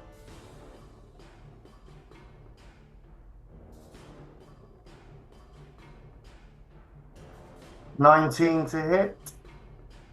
19 is a tad shy of the AC, I'm afraid. Oh, that will be a miss. Okay, bonus action, I'll use my psychic blade. hey, you can use your bless. Oh, yes, Oh, bless. D4, yeah? If you are blessed, then you will hit because he has a 20 AC. You just need that extra little one gets you Two over. on top of that, so that's 21. Hell yeah, gnarled glitter gold just pushes you in the right direction. Go ahead and roll for damage. And I get my, well, it's 12 piercing, and with a sneak attack on top, if I've got that, that'll be 27. How do you want to slay the Hydraturle? I think I will just find an eye and just skewer it with my rapier right through it as far as I can go. You take your rapier, you jut through the eye, and sort of just curl the blade inside of its skull, and it simply can take no more wounds than that and goes limp from the excessive blood loss and brain scrambling of sorts. Well done. It goes limp in the water. And with that, the battle is won. You guys have defeated these initial Hydra guards here. And you have yet perhaps more dangers to explore in this strange upside down wizard tower to explore. But let's take our break. Let's take our break. We'll be back soon.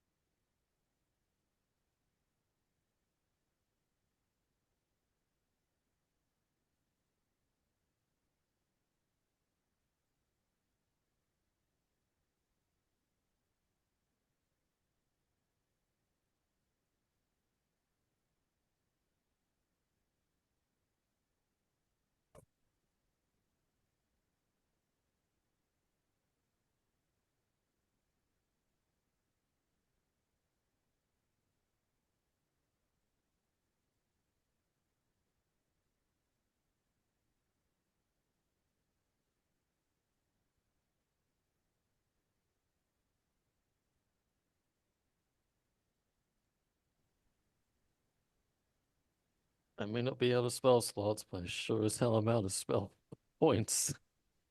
Right. I use so many.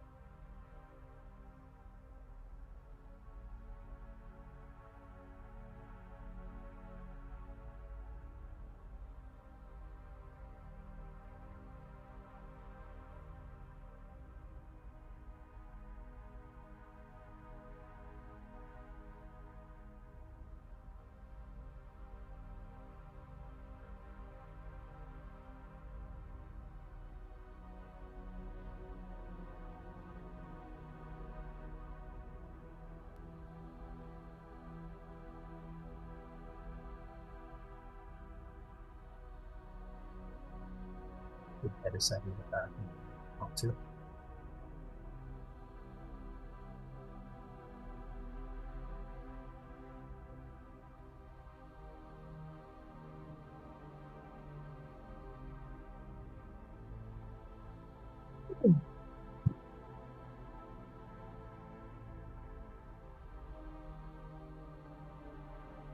Yeah, let's get her done. Combat complete. Uh, Hydra's slain. Underwater high fives are had all around. What next? What next on your daring journey? I mean, Well, I'm gonna bamf back inside. Fair enough. I can just switch places with the uh what's it called again? Duplicity. Duplicity again. And then dismiss it. And then I'll wait for Zalace to come in and attend to him medically when he gets back in, since he's a little bit up. Got it. The Hawks units sort of reload the ballistas, and between them and the rest of the crew, you guys are ensured safe passage back into the interior of the ship. And you guys can. My brain tells me that in chaplain fashion, like Celeste, you come in, you got like a little scrape. You're okay. Could be worse.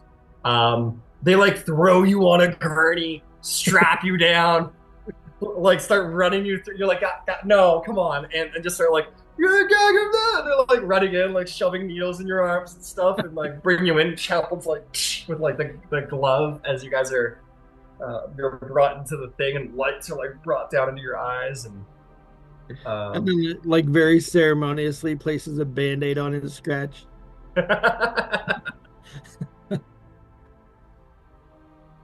Um, uh, time is it? I guess not. What time is it? When was the last time we slept? a while ago, I'd say like 7 hours and 59 minutes ago. And then as the clock strikes 8 hours ago, you guys no longer have water. Oh, good. All right. I'll stay awake for now, I suppose, as well. We're still cruising in here. Yeah.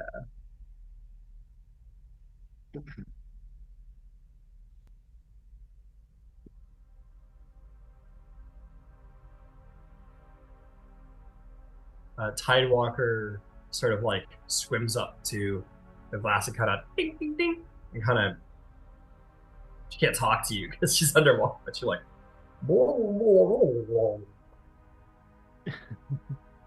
What it is.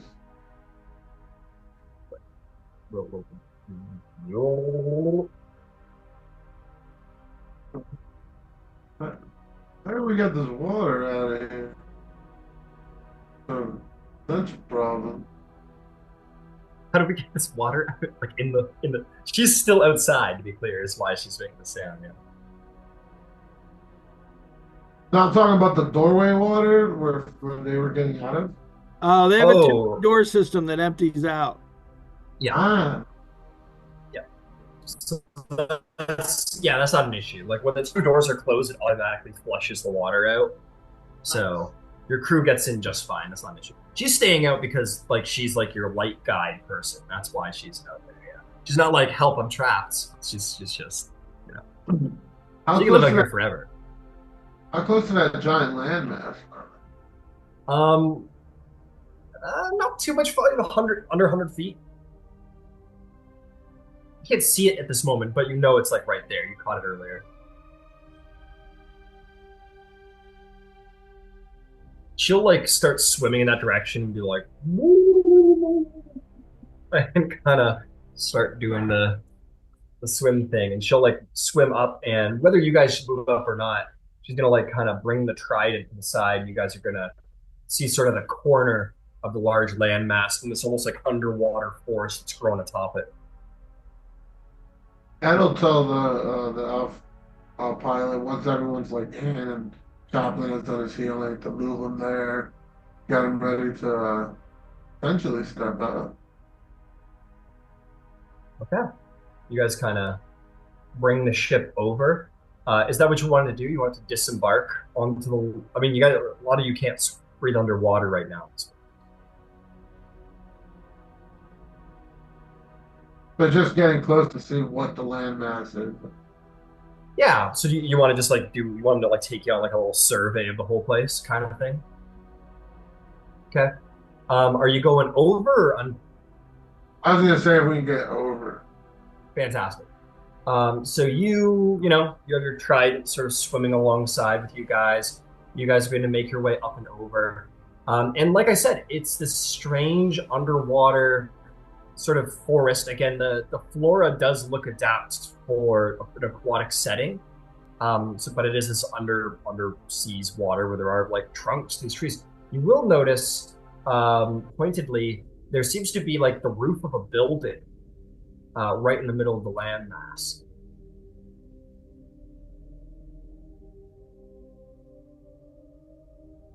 You'll see Tidewalker sort of swims down to it and kind of does like a little circle as if to say, look here, and you do see it. You see this little hovel right in the middle of everything.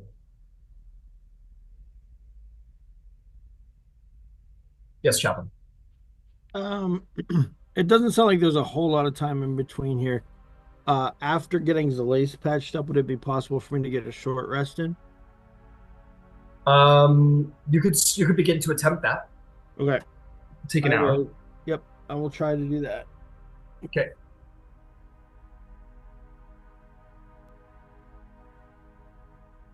Anything in there, Ed, that you wanted to do? You see this little hovel. Do you want to just keep going? I'll keep focus on it, but let's get like that survey that we were gonna do first.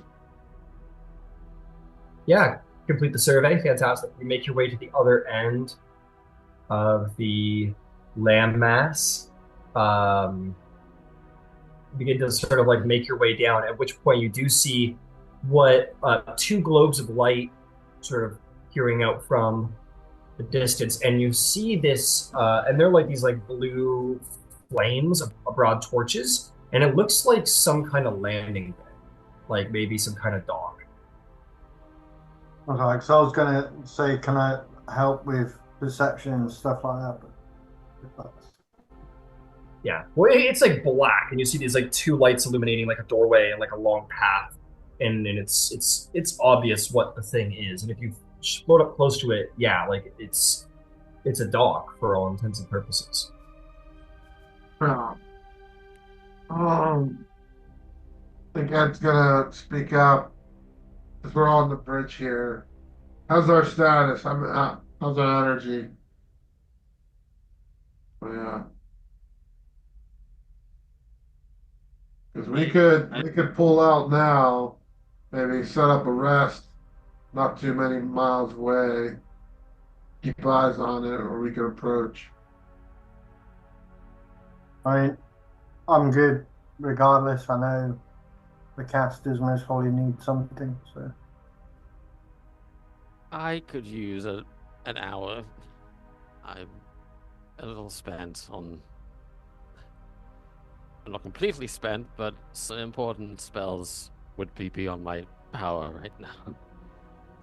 I mean, how about we dock and maybe the Son and I can do a little bit of scouting at the start of the entrance just to see what we've got through that hour.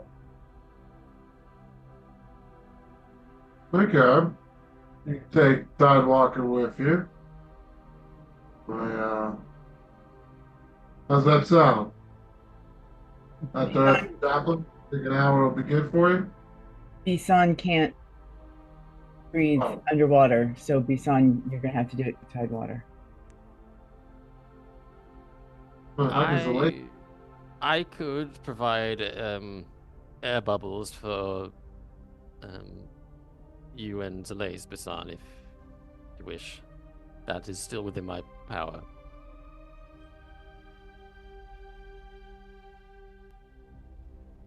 I mean, we're gonna have to have a look to see whether we can dock and create that air, that airtight No, seal I that we mean, need uh, anyway. no, I mean, and No, I get what you're saying. You can give us air bubbles, but I mean, we need to go out and have a look and see whether we can actually dock the ship with that landing bit. I mean, Oh, sweating. Tidewalker is out and can lead us. The spell, is it for one person or is it for lots of I people? I can give 2 globes of fresh air to 2 people for a whole day. Then yes. You're at this point, Tidewalker swims up. Like she was kind of like floating around there and poking around there. She's doing not a scout, but she's like looking around the dock. She swims up to the glass in this moment, and kind of like grasps onto the thing, kind of like ding ding with the thing, and then kind of just like astronaut style, just like lets the thing float there. She like begins to like do something with her fingers, and then she like creates a little minor illusion across the glass that says "Air Beyond." Huh? We're not gonna need it.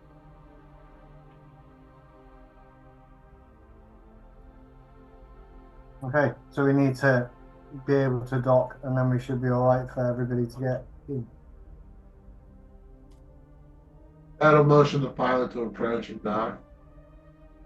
All right. With that, your ship turns around. It sticks its butt right onto the dock because that's how your ship works. Uh, and you guys will be cleared to disembark. We're like eggs. That's right, Ed. You're like eggs. Um, this is disturbing a little bit, but it's fine. You guys, yeah. So the turtle. What I tell you? Good. But yeah, your ship sort of like you feel the lurch of like the ship kind of pushes itself up back against the thing. It'll take a minute to disembark, but not like literally a minute, as some of you like exit through the air of the hatch. But yeah, that's a good question. Do you guys wish to disembark, or did you want to go with the short rest? Sure, guys. I would prefer to finish my short rest. I would like to Okay. finish a short rest. Got it. Tidewalker will re-enter the ship, sopping wet. And yeah, you guys could attempt a short rest. Let's see how it goes.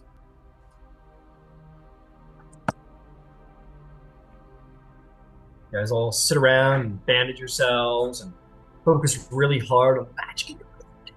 And sure enough, you get a short rest. You may go ahead and click the button, roll any hit dice necessary. Let me know when you're done. Oh, I don't think either one of us needed to roll hit dice. I just wanted a channel divinity back, and I think after it's probably wanted spell slots. I wanted sorcery points. Oh yeah. Got it. Really needed those. Got it. I'm good. Okay. You guys short rest. You kind of check the hall.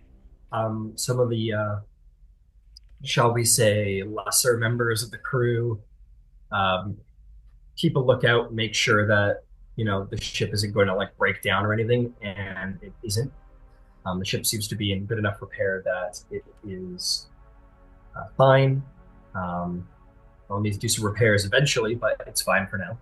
And yeah, your short rest is complete. Is it time to disembark, friends? Yeah. Before we leave, I'm gonna start doing like some expeditionary prep work. So Okay. just for like declaration, one first level spell slot for mage armor on myself, and then I'm gonna use 2 more to restore a couple more sorcery points, and then I'm going to blow 6 sorcery points to get 2 third level spell slots back. Oh yeah, fifth level spell slots. Yeah, because you can create spell slots up to fifth level, right? Yeah. Yeah, cool. You're good. By the way, Tidewalker will give you guys some information. Like, just will kind of like tell you the procedure. She's like, so I don't understand it, magic, but it seems that the water stops at a pretty consistent pane of magical no more water. I don't know what even to call it. There's basically a wall where it becomes air and regular gravity.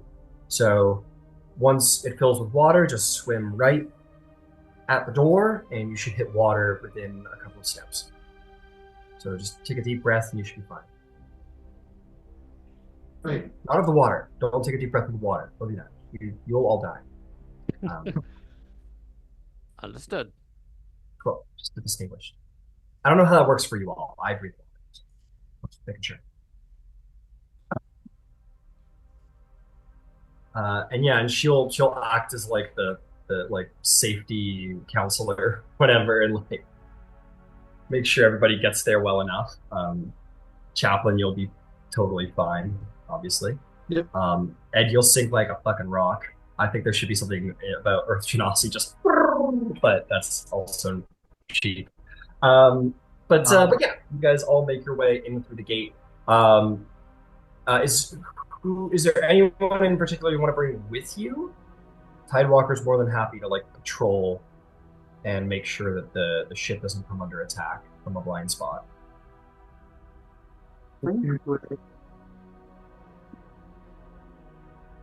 So it's just gonna be you guys, you five. I don't think there's anybody else because you'll need the other Spelljammer on there just in case. And Yeah. and we want to keep the elf there. We want to keep Tidewalker protecting it. So, yeah, let's just do the party. Like Shaka and Jorah Swiftfist and all of the other like minor crew members are like, easiest money I ever made. What as- about the rock gnome? Delara, Bright Bean. Oh, you can bring her if you want. Yeah, she's she would tell you that she's like combat capable. Like she's I'm just thinking arcane tinkerers on my notes. I'm like, this could be potentially useful. you can bring the artificer, Let's bring her. the second artificer. Sorry. Because I do Yeah, want but- to see some of these recruits in action.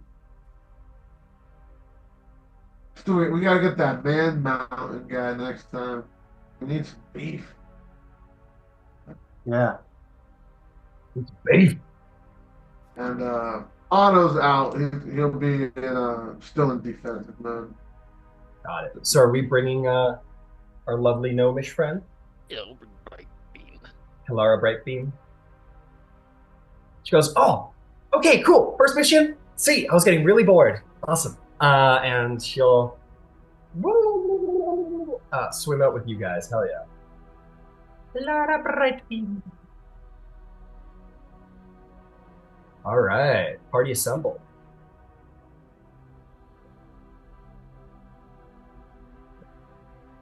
Ducks in a row. And just drop the party in, and then we'll get to the adventuring momentarily. Got Kalar. Got the song. Got chat. Choose your character.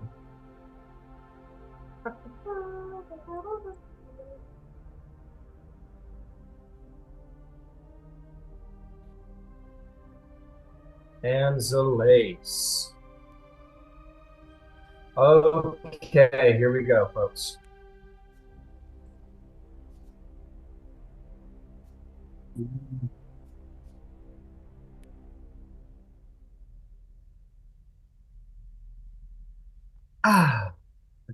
It's no longer wet.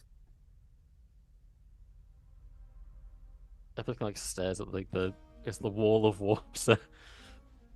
Just Yeah, you guys swim up to this strange paying water and kind of make your way up. And as you put your hand through, it does feel like it's very strange. It's like being underwater and then putting your hand through the surface of the water, but it's vertical, not horizontal.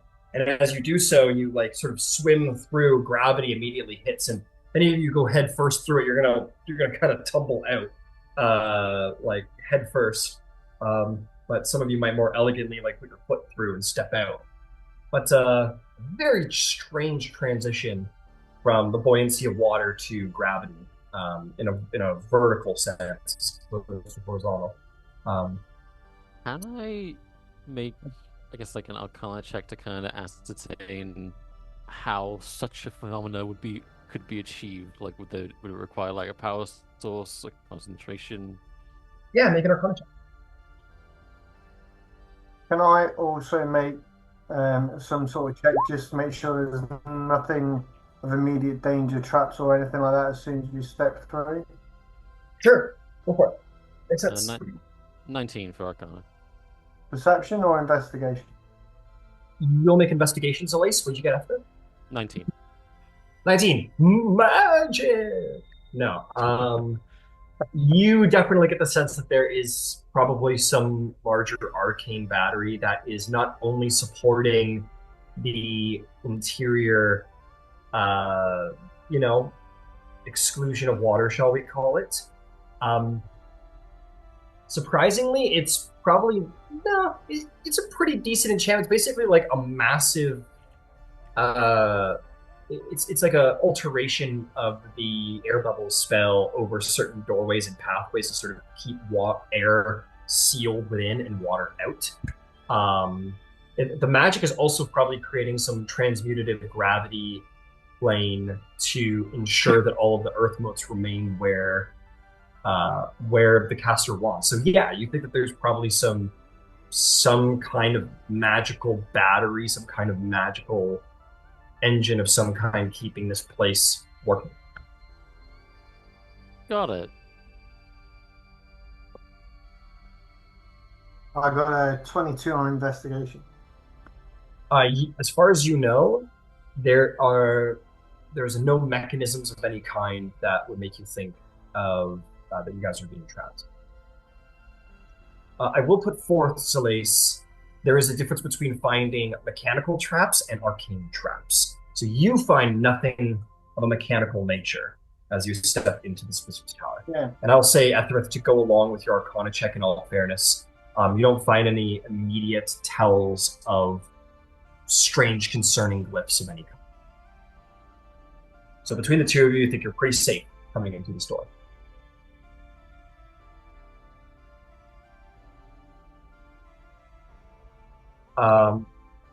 Okay.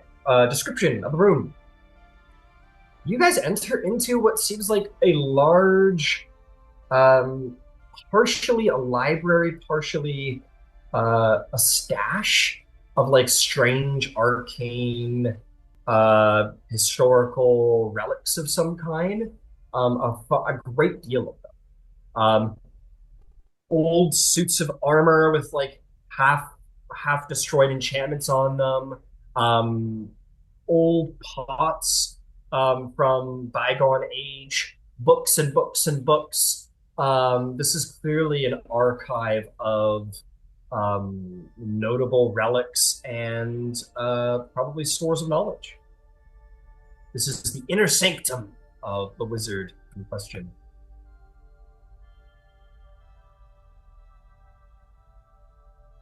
Sanctum Sanctorum. Sort of, yeah.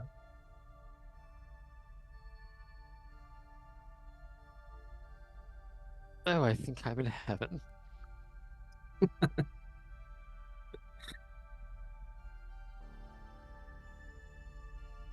Well, Oh, you sure. know, here, that's Zelais, why don't you have a look around this spot? Let's get some eyes covering everything around here, see if there's anything of value. Uh, Now, I don't doubt we're gonna go unnoticed for much longer here, much as we'd like to. Uh, Okay, so while we're down that end, and I can see the aisles going up, can I go towards the far wall to the left, or to Zalace's right as we're looking at it? Okay. Um, Yep. and just go that and just have a look up and down the channels to see what I can see without going up and down the aisles, if you know what I mean. Uh, yeah, you just want to kind of like get a general scan. Yeah. Cool, cool. And you're looking for traps? I will be looking for traps as I'm going. Understood. Why don't we call it a larger scale investigation? So this will be for the room as a whole. If that's what Actually, you. I'm wondering, can I? So that Yeah. immediate bookcase with the skulls on top here. Okay.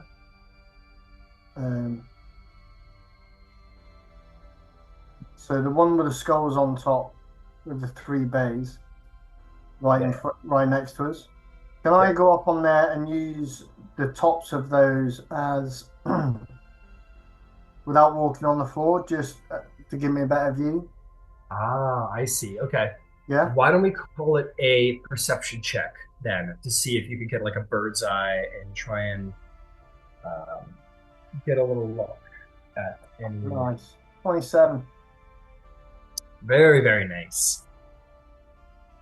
You look at the level of the ground for anything that might even be slightly off kilter or anything avoided. You look very precisely around um, the majority of the room, and you don't see any foot plate traps. There's no pressure plates, nothing like that. You feel pretty confident. Okay. So there's no physical or mechanical traps that I can see from up here. So I think we're clear to have a good look around the room if you want to.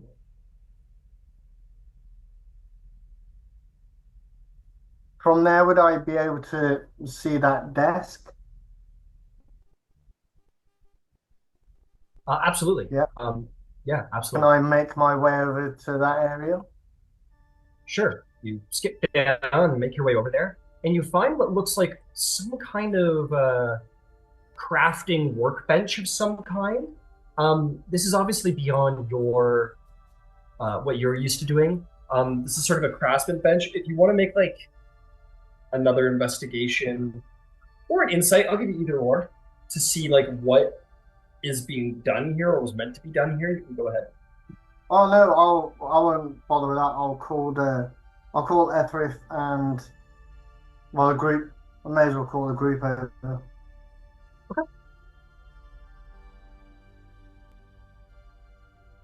Call the group over. You guys see the same thing. You see this like workstation.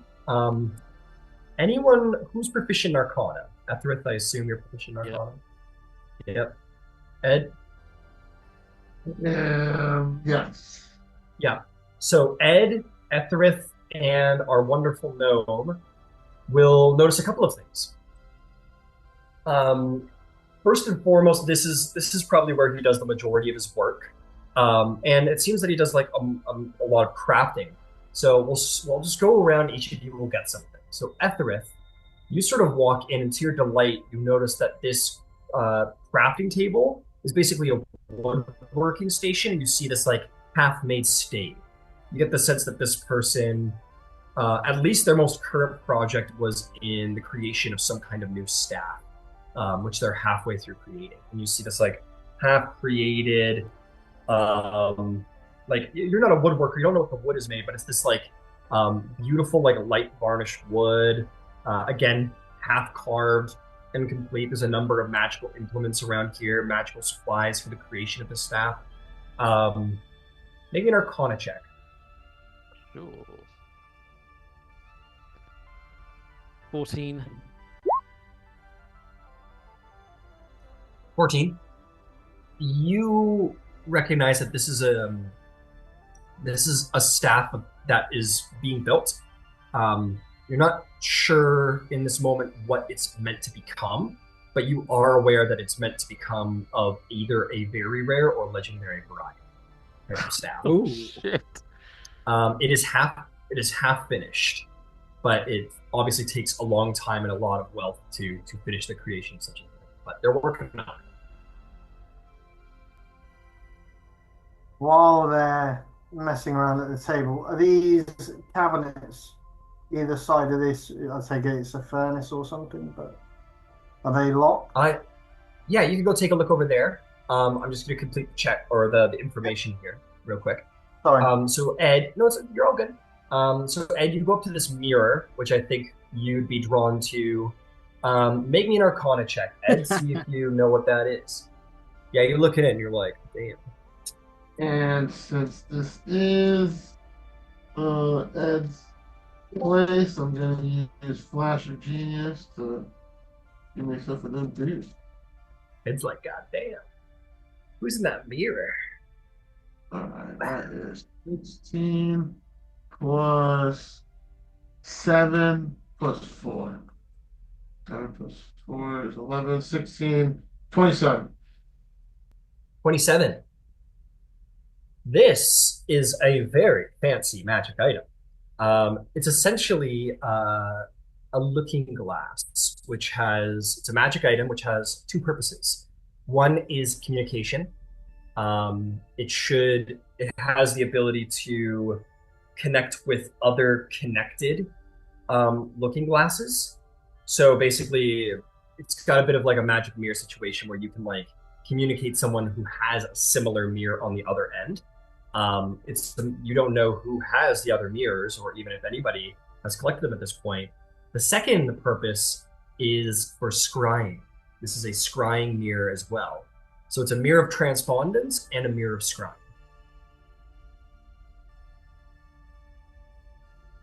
All you haven't fully analyzed it, but you look along the runes and you see that there's stuff like that. And as far as you know, it's a pretty powerful mirror. It's a pretty dapper mirror. And I'm just going to say that Kalara learned some stuff too, but she's more interested in the books and starts flipping through the books at like a really like a Spencer Reed style speed sort of thing. Zolace, you wanted to ask about the cabinets, yeah? Yeah, I just wanted to check to see if they're locked and is there anything that stop traps or anything like that that's open? Go ahead and make me an investigation check. See if there's any traps. That's 21 for investigation. None that you can see. This one isn't locked, but very clearly the other cabinet is locked. But no traps on either. Okay. I'll open up the one that isn't locked first, and then I'll go to the second one and try and pick the lock on them. Okay, you open the one that isn't locked, and you see a delightful number of magical things. You see that there is just like raw magical materials that should be used in the crafting of magic items. You would see that there are a couple of spell scrolls. You also see that there is two different staves in there, two different staff. Or sorry, my apologies. It's a staff and a wand. So, yeah. 3 spell scrolls, a wand, and a staff, and then like a store of raw magical essence. Okay, I'll shout Efrith over and say, cabinet of goodies for you. And then I'll go to the other one and, yeah, try and open that one. All right, maybe a thieves' tools check. Ah, thieves' tools. I'll hit you just in a second there, Chaplain.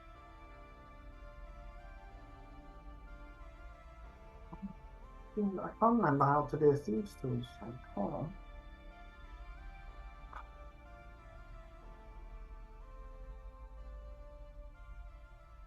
No. Wrong one.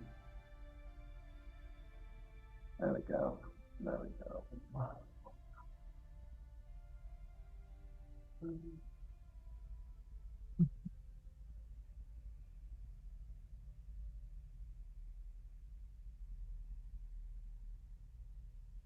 I'm going to use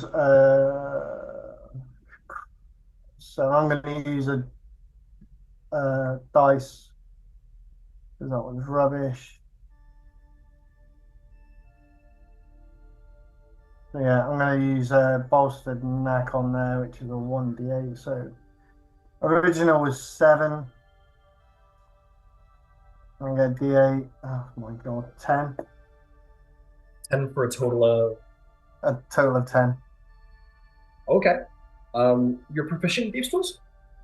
I am, yes. Plus your dex. So dex plus proficiency plus the roll plus the knack. Hold on, let me have another look because when I rolled it.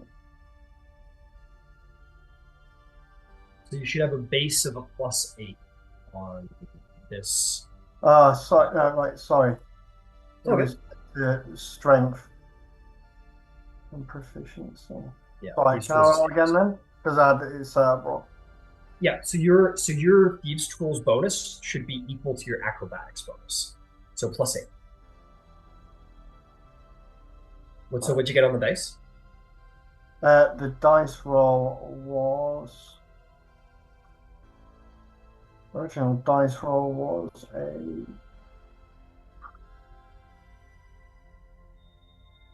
would have been a 5 on the dice. Okay. So 13. And what'd you roll on the d8? 3. 3. Okay. 16. 16's not bad.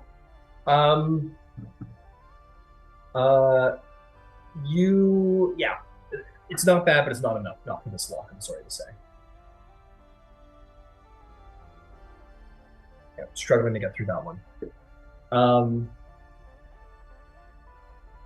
In this, so as you're fixed on that, well, let me hear. Oh, Chaplain, you had your hand up. What's up, Chaplain? Oh, yeah. I have a fever, and the only cure is more goats. I need to roll some goats. Okay, fair enough. Roll your bag of tricks.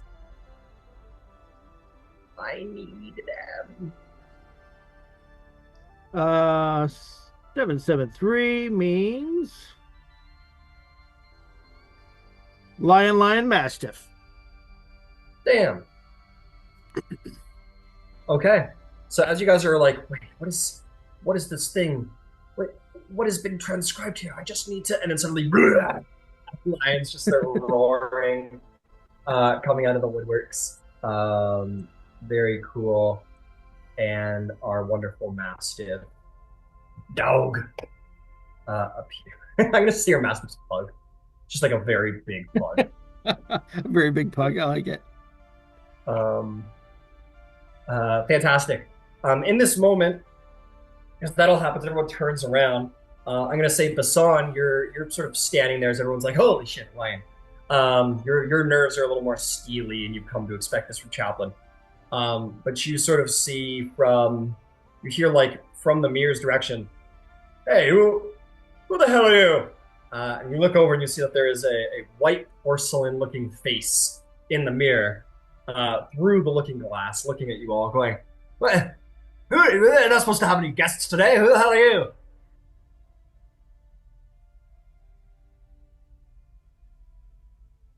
Who was? Yeah. What? Who said that? Who are you? You can't just all stand very still. I still see you.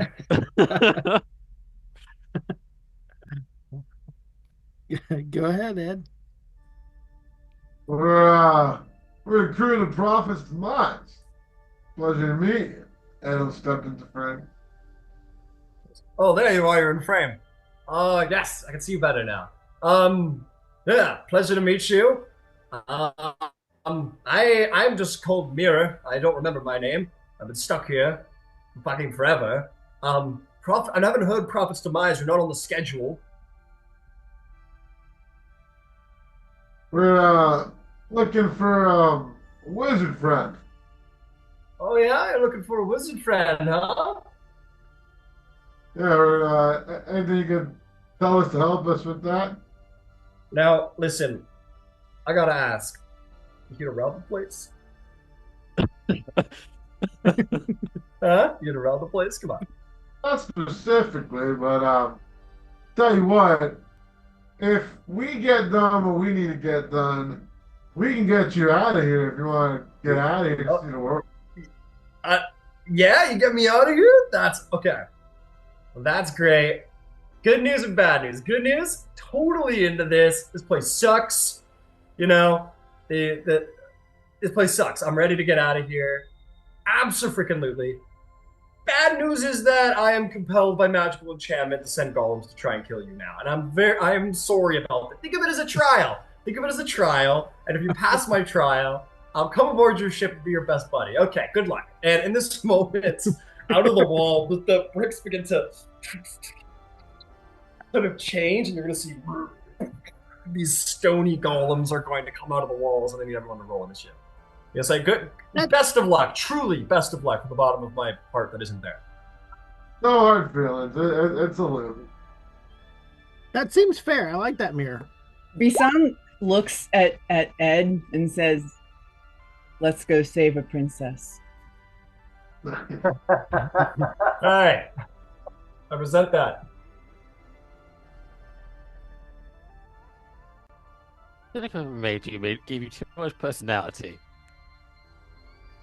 I was a real boy once. I just don't remember it. I'm even more concerned. I've been told I have too much charisma.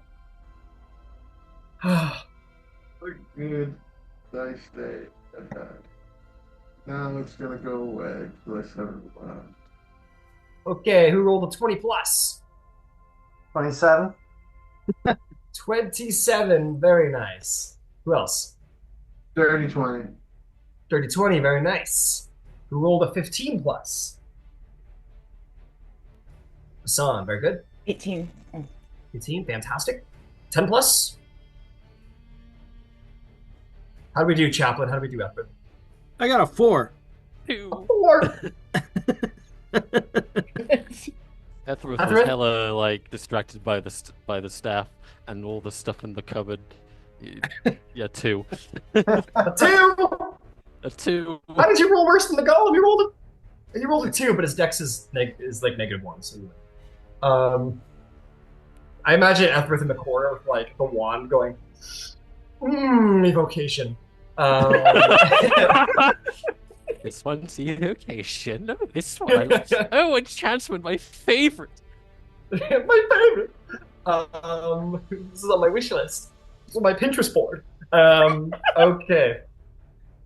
Let's do this. Zalace, you're ready to go. You're like, what? Murder? And what do you do, Zalace? All right. So I'd like to move to behind that little set of drawers. Oh, okay, nice. Um, bonus action hide, Okay. Bonus action hide. and then I will use my crossbow to hit the golem down past the lines. There. Understood. Understood. As you do this, you see like the pug next to you just like staring at you, going, just like trying desperately to breathe. Yeah. It's like staring at you as you're hidden. Go for it. 26. 26 will hit. Roll some damage. Oh, quick question. Is this a magical crossbow? No. The bolt just completely bounces off of it. It's made of stone. That shit. Is there anything else, Elise? Can I use the rest of my movement to get up high, please? Yeah, you want sure, make me a little acrobatics check to do a little like hop and skip.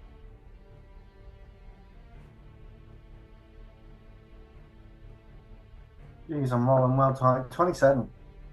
Hell yeah, you jump up and you make your way to the top of the bookshelf. Easy as can be. Yep, and that's me. All right. Good job. That's going to bring us to Mr. Edjord. You are beside Basan looking in the mirror. And the face goes, good luck. Thanks. So first thing, Otto is gonna get like on top of the on top of the workshop table, just right to get a good as much people as he can, and he is going to use his little shield ability. Otto's gonna do that, yeah. And Oh man, this little shield. yeah.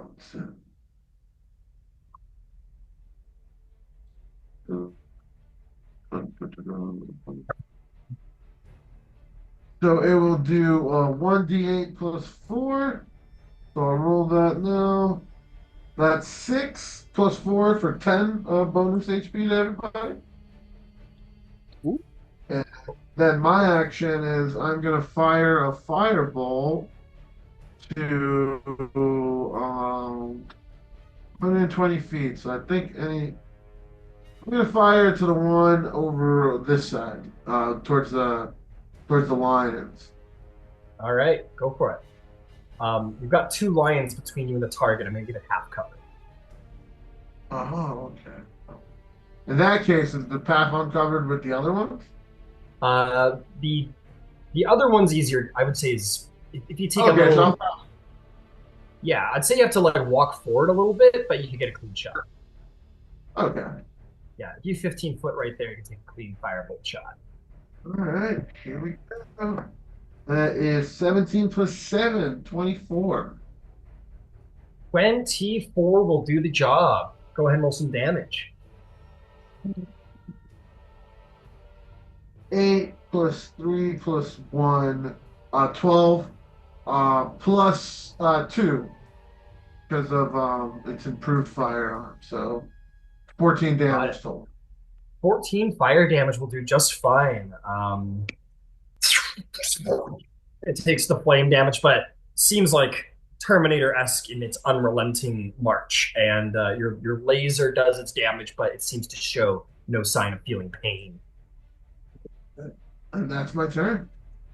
Well done, Ethrith Basan. You're up to bat. How far away am I? For which one? The The one edge shot?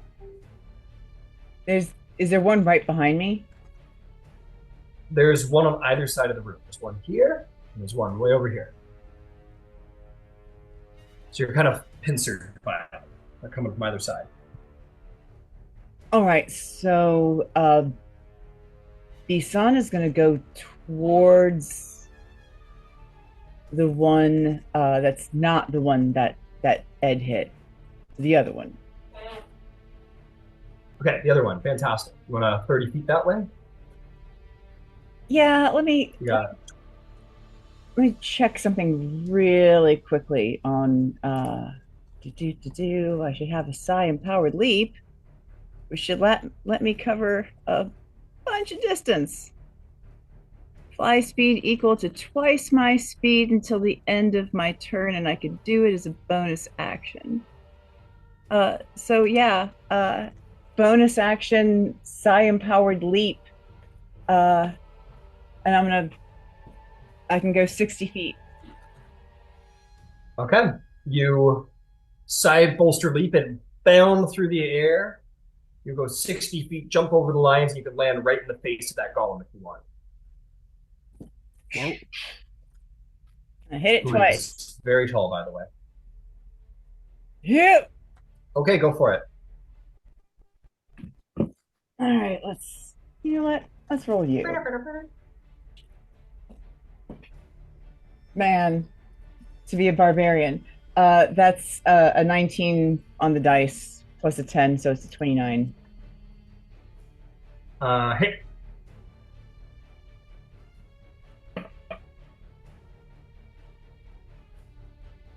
It does 13 points of damage, and I would like to. Is that radiant damage? It is radiant damage. Sweet. And then also, I would like to throw a d8 of psionic on top of it. It's force Fantastic. damage, actually. Yep, go for it. No problem. La la la la, give me the 8 over here. 3. 3. Okay. Hey, it all counts. Um, 3 additional force damage. Well done. Is there anything else? Yeah, because I can attack twice, right? So Yep, I'd like go to for attack a second time. 26. 26 will hit. Come here, over here.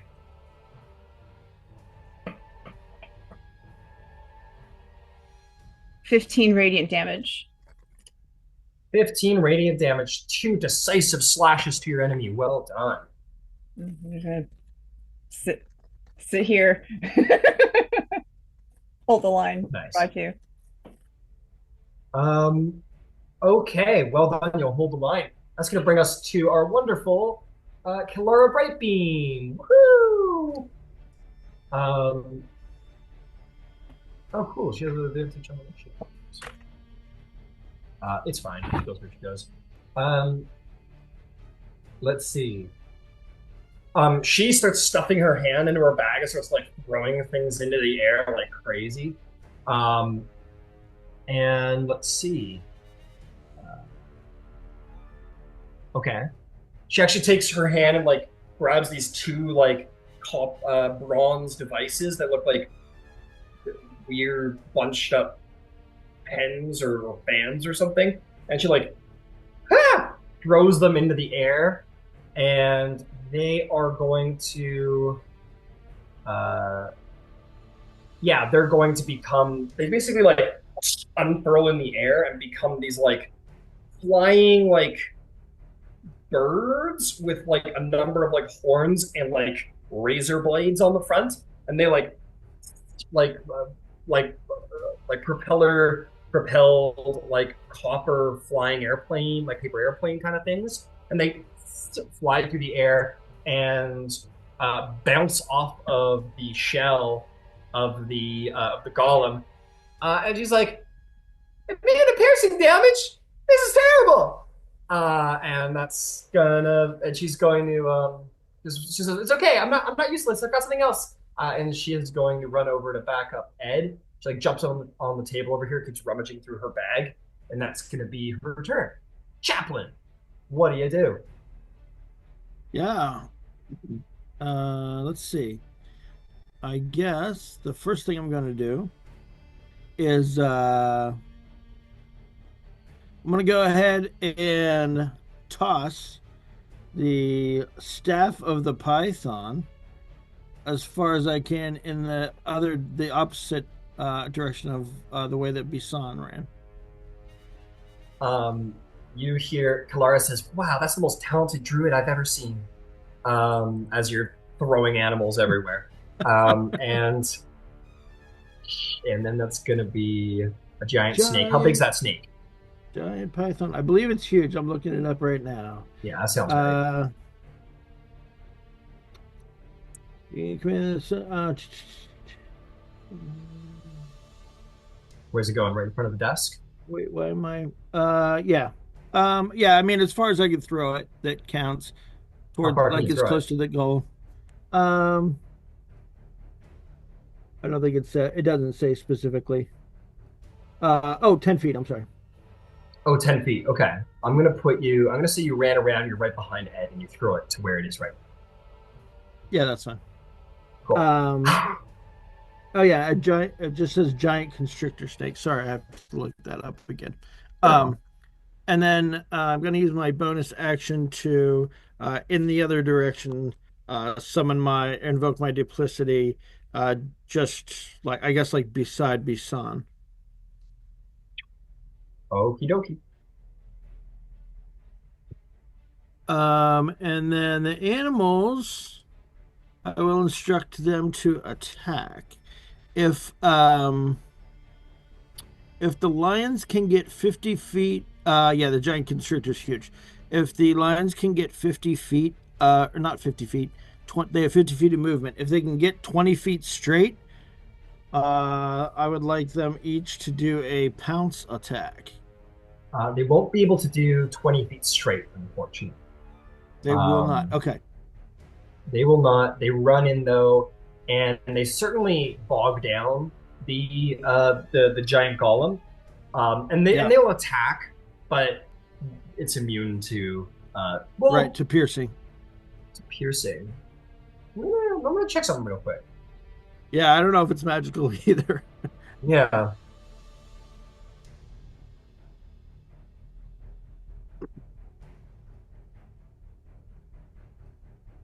Um, let's see.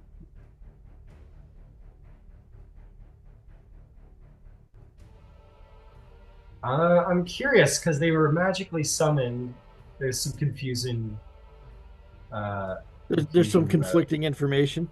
Yeah, where like you've summoned them magically, but they themselves are not magical. Like the summoning was magical, but not them, and it's a whole thing.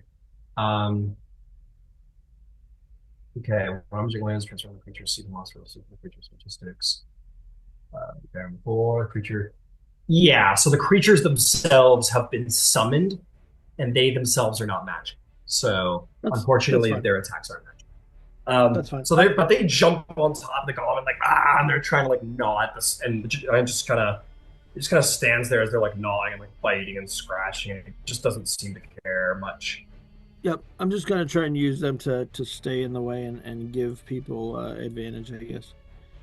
Yeah, they're definitely blocking, which is a good thing. All right. Okay, that is going to bring us to the golem's turn. Um, uh, Fantastic. So, this golem in the corner, you're going to see all these glyphs ignite across its body, and then there is this wave of energy that shoots out from him. I need a wisdom saving throw from Basan. It's a duplicate, so it doesn't matter. And the two lions. Okay. Let's see. How wise are lions? Wiser than you would think. Aslan was really wise. 15. That's really fun. Well, how much Basan? 15. 15. Ooh. You have been slowed for the slow condition. Your speed is halved. You can't take more than one attack on your turn. You can either take an action or a bonus action on your turn, not both. And you can't take reaction. I will all of this. This was not. This is not Uh, revenge, Everett, to be clear. it does sound like This was doesn't it? pre-planned. Oh, Chaplain, how'd they do? oh yeah, okay. The one line got a 16, and the other one got a dirty 20. Nice. The other one got a dirty How did 20. the other one do? The dirty 20 will succeed. One of your lines is slowed, one of your lines is not. Okay. Give him a little white so we know that, or a light blue so we know that they're slowed for whatever reason. And then Chaplain's duplicate is just a duplicate, so it doesn't need to roll because it's illusory. And that will be its turn, the big old colossic boy. The other one is going to do something very differently. It's going to King Kong versus Godzilla in this moment and approach the giant snake. And it's going to fight him. We do love a monster battle. Okay, it's going to make 2 slam attacks against the snake. I'm a That is snake. That's going to be a 13 and a natural 20. All right. Both of those will hit. Hey. So your snake appears. So it's going to be 20 points of damage. Okay. And 45 points of damage. Oh, that's it for the snake already. So the snake sort of, and it's these 2 like colossuses approaching, and the stone giant just like, as the snake is roaring, it just like reaches out and grabs it by the throat and like throws it on the ground and pulls like a Hulk buster and just goes boom, boom, boom, boom, boom, and punches it into submission and turns back into a staff, which I believe is how it works. And it's going to complete its. But hey, at the very least, it used all of its attacks on it, so that's that. And it's going to finish its walk and approach the table. And Kalara is going to look up at it and sort of go, eep. And that will bring us to Ethereth's turn. What do you do, Ethereth? Oh, shit. He's a bit. Oh, no. Between the two, I guess the one that Bisson is fighting is the most damaged, right? The one Bassan's fighting is the most damaged. This one hasn't taken anything. Okay. I want to give you a little fun tidbit, Ethereth. This staff on the table right in front of you, it's it's half built, which means that it's unstable. If you wanted, you could snap it over your knee, and it would probably create a magical explosion. Just saying.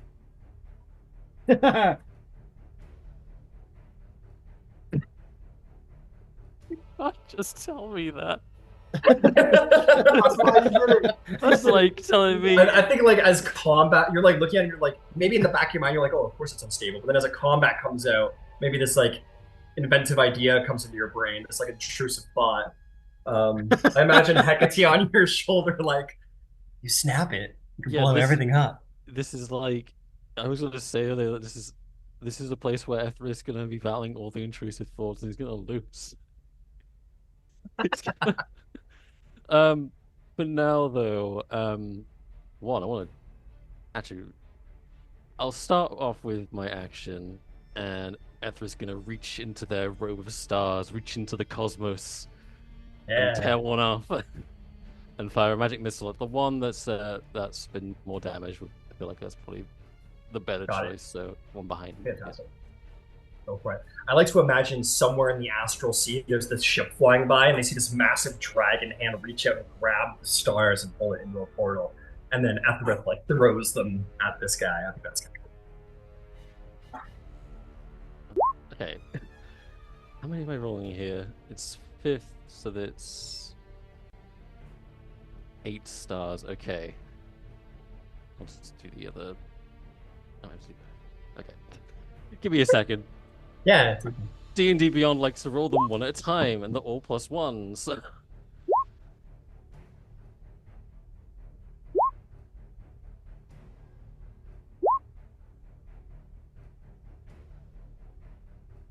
many is that so far?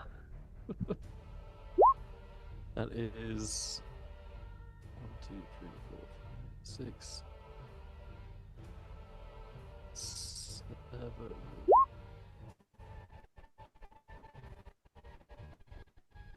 second is 4. I wish I got my math right. 25 at the minute. So yeah, 7.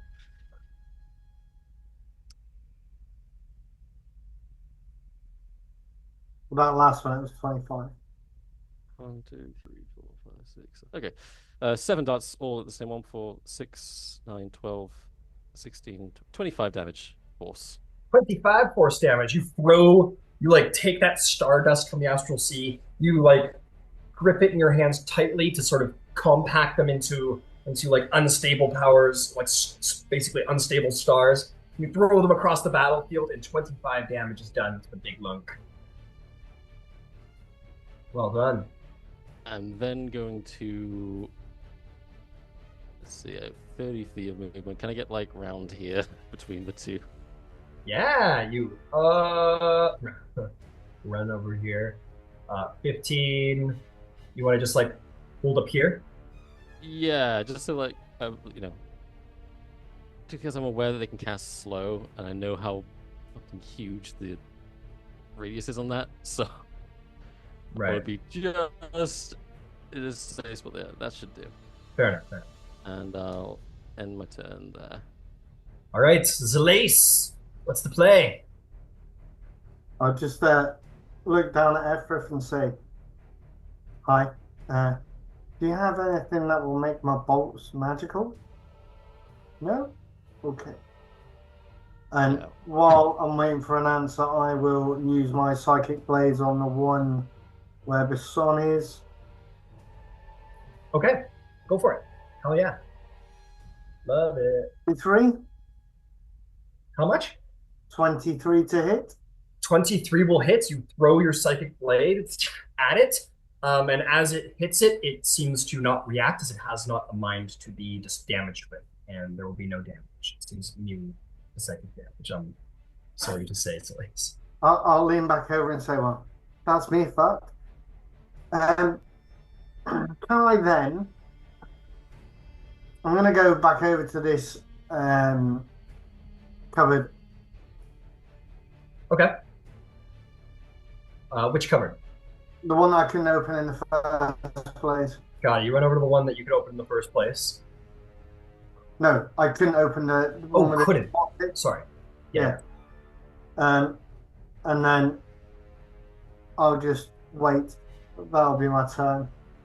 Because I've got nothing. I've got no other magical stuff or anything to be able to hit. So. Yeah. And as a note, these shelves are like filled with these ones are books, but these ones are filled with random items, daggers, broken swords, all kinds of shit. So you wanted to go rummage around for something magical. Oh, well, scrap that then. Can I go the other way instead? Yeah, sure. You charge off here. You can cunning action dash if you want and get right up to a shelf. Which of the two shelves would you like to approach to try and rummage through for items? The left one. Left one. Okay. We will see how well that works out for you, and on your next turn, you may rummage for something useful. Fantastic. Thank you. Okay, Mr. Edjord, what do you do? You've got a golem in your face. So, Otto is gonna move 15 feet back, just Okay. hiding. And he is before he left, he'll do his little pulsating. Anyone who needs who's in the radius that needs more can take it. Got it. And that's yeah. Go ahead and roll the 10 points then for that. Yes, Efrith? This is just a clarification. Did the golem need to roll concentration on the slow, or is it not the spell slow but the same effect? But thank you for reminding me. I don't know. Just checking. No, it's a good point. It's a good point. Go with that. It's Go ahead, only Ben. 4 this time, so last time it was 10, so it wouldn't change, and that would be radius. I believe that should be everyone there, and How maybe much healing is it worth? 10 the new one would be 9 HP bonus, and the people that got the last one would be 10. Got it. And these are temp points, to be clear, right? Yeah. Got it. Cool. Perfect. All right. And I am going to fire my fireball at the same one. Okay. After It taking will be steps back, if I can. sure. It will be a disadvantage because you're in melee range. Even if I take a few steps back. You can if you wish. Yeah. Yeah, I'll Want to take go a like few. to back here? Yeah, All right. It's going to take an opportunity attack against you, sir. no way. That's going to be a 24 to hit. That'll hit. As you turn your back to it and go to like run past Chaplin, it like decks you in the back of the head, but luckily you're made of stone and it doesn't like completely like curb stomp you, and you take 19 bludgeoning damage. Okay. Cool. All right, go ahead. Laser beam away, my friend. All right. That is 17 plus 7 again, 24. 24. Okay. That will hit. Oh. 2, 1, second. Where's there? All right, that's going to be 5 plus 2 plus 5. So that's 12 plus 2, 14 damage. 14 damage. Okay, impressive. You blast it again for 14 damage. And that's my turn. And that's your turn. Ooh. Fantastic. Basson, you're up to bat, my friend. What do you do? You're very slow in this movement. Above the table, do I get another saving throw? At the end of your turn. Thank you. So then I will use an action and hit it All right, go for it. because I can hit it once. You can hit it once. That's true. Oh, she gets advantage. She gets advantage for having the duplicity within 5 feet of her enemy. Ooh, cool. All right. Hack tactics. That is a 24 to hit. 24 will hit. Roll some damage. Roll some damage over here. Mother trucker. That is an 8, so we're gonna throw on some psionic juice because that was kind of weak. Okay. And I've got that, so let's throw D8 on that. Oh, sweet. So add 6 for a total of 14. Yeah, 14 damage. Excellent. Okay. You managed to blast it for an extra little bit of damage. Fantastic. Is there anything else? No, that's all I can do until I save. Fantastic. Roll a wisdom save. Cool. If I fail this, I'm going to use my tactical mind to add a D10 to the roll. Sure. That I could do. Very cool. No clue what that is, but it sounds fun. That's a 19. A 19 will save, but I with think- the okay. slow fades from you and you are returned to your normal speed.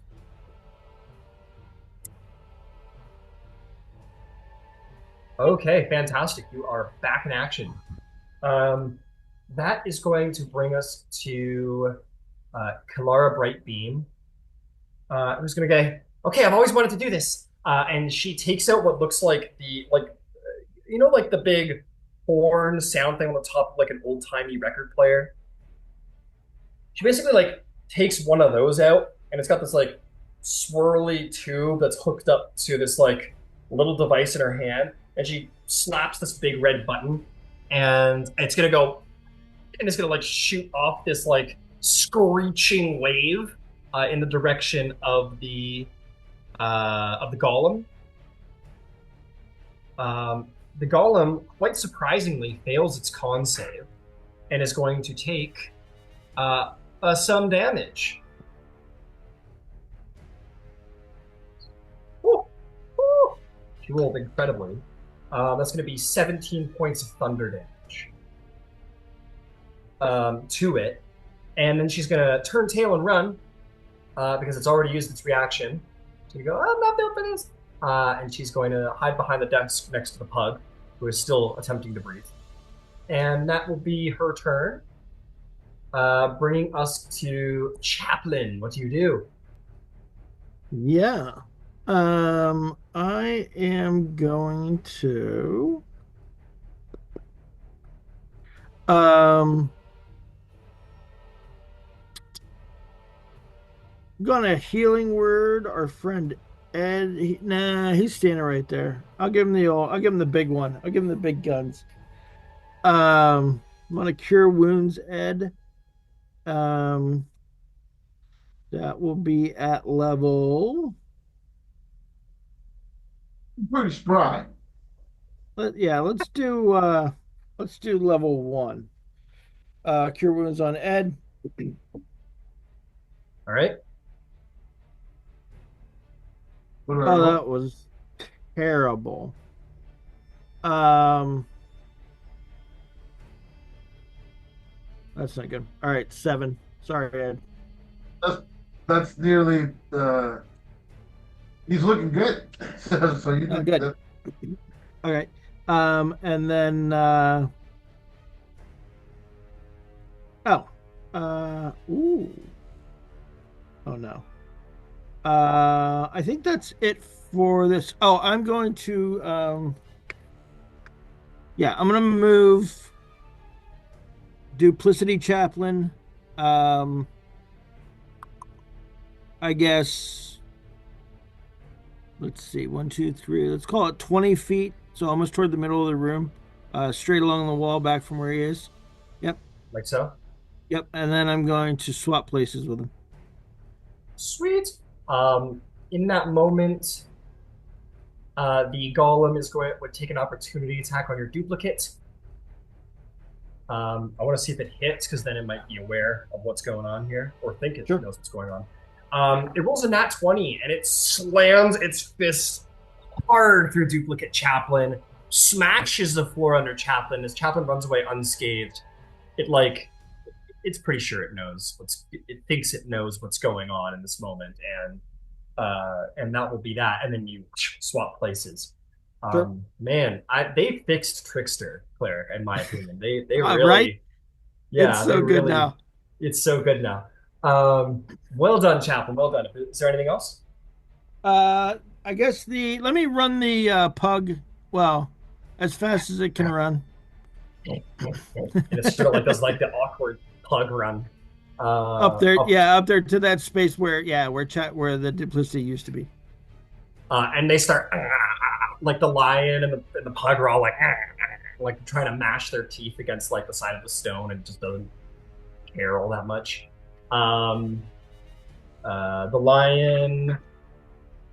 The lion gets out of the. Sorry, I guess I rolled a 3. Sorry, but he gets out of it. He rolled a natural 19. Yeah, and that'll be that. That's gonna bring us to the golems. So this golem like moves its hand to like throw the desk out of its way to like get to all of you guys, and the mirror goes, "Hey, Tweedledee, you know, Master won't be like, well, you won't like that. You won't like that." The golem sort of and like won't throw the desk out of the way. It starts like making its way, um, trying to start making his way around. I think he's going to try and go through the bookshelves. So that's going to be. He's only going to get to here because he has to like squeeze through the bookshelves and he doesn't want to ruin the master's stuff. So he basically gets to here. He doesn't. Oh, he sees the lace over there. Ephrith is kind of pushed up there. He's not so worried about. Who would he be trying to go for? I think he's trying to just get around the desk. I think that's what he wants. So he's going to dash over to here and kind of like come around the bookshelf and see you, Ephrith, and kind of like look down at you, and that'll be his turn. This one is going to bring its arms up and it's going to attack that pesky Gith who keeps hurting it with the laser sword, and make 2 attacks against you, Basan. That one is cocked. That's going to be a 17 and a 22 to hit. 22 hits. Okay. That is going to be. Come here, dice. That is going to be 18 points of bludgeoning damage as you jump out of the way of one fist and another just belts you in the stomach and you almost lose the wind out of your lungs. And it's a little too surrounded to move, so that'll be its turn. That is going to bring us... Oh, I got to roll. See if he gets... Ah, he does. Okay, Etherith, it's your turn. You are in melee range. What do you do? That's not what I wanted to hear. Can I see outside, like towards where the turtle ship is at all? Does that get within my sight range? Yeah. Okay. Oh, I can actually see more than I expected. That's perfect. Yeah. Oh no, I know what you're gonna do. How far away can I? I need 90? Like, how far is 90 feet from my location? 90 feet? Like, yeah, you can do the thing to figure that out. Use a bonus action to activate innate sorcery. Okay. No, you like all of this like purplish black smoke begins to like roil out from under your robes as you like your powers connect directly to Hecate. I'm vortex warping this golem. I know you are. Con save, please. Con save. Come on, baby. Come on. Really good. That's cocked. That's a 10. Goodbye. Get out of the ocean. Yeah, it sails over here and immediately like, oh. You hear a very unhappy like, oh, as it just it goes down and sinks down to the deep depths of the sea forever and ever. Such is fate. You can go ahead and take inspiration. That was inspired. God damn it! I got one. And my son. Yeah, you guys see Etherith just like take on this roiling gas form and like point his hand and it just disappears forever. You don't know what happened to it. Only Etherith really actually knows what happened to it. And you guys probably remarked that Etherith is remarkably powerful in this moment as he just like waves his hand and it completely just disappears. Okay, anything else, Etherith? No. Okay. Zalace! You rummage. You rummage. You want to do your action to try and rummage for something cool? Yes, if it's going to be... Fucker. Make me an investigation check to look around for something cool, something that might help you. A 16. A 16. I imagine Zalace like throwing these like incredibly valuable magic items, like an urn that just smashes. Like that was the urn of like, and just like throwing things over your head. How much did you roll? 16. 16. Yeah, you're gonna find something. Don't worry about that. All right. Let's see here. We'll find something that you're looking for. Okay. Give me a moment. I'm gonna determine that. I just need a moment here, and then I'm gonna have you roll for me.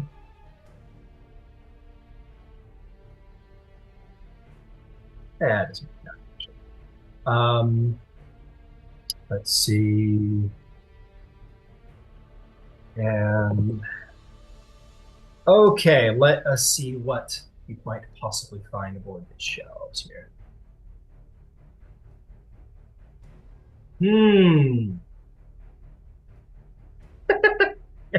I guess so.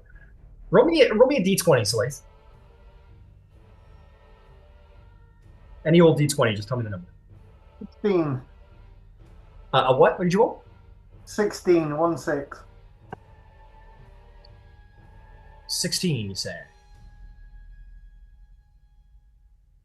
Give it a moment. While it loads. Okay, yeah, it's gonna be works out for you. Okay, here we go.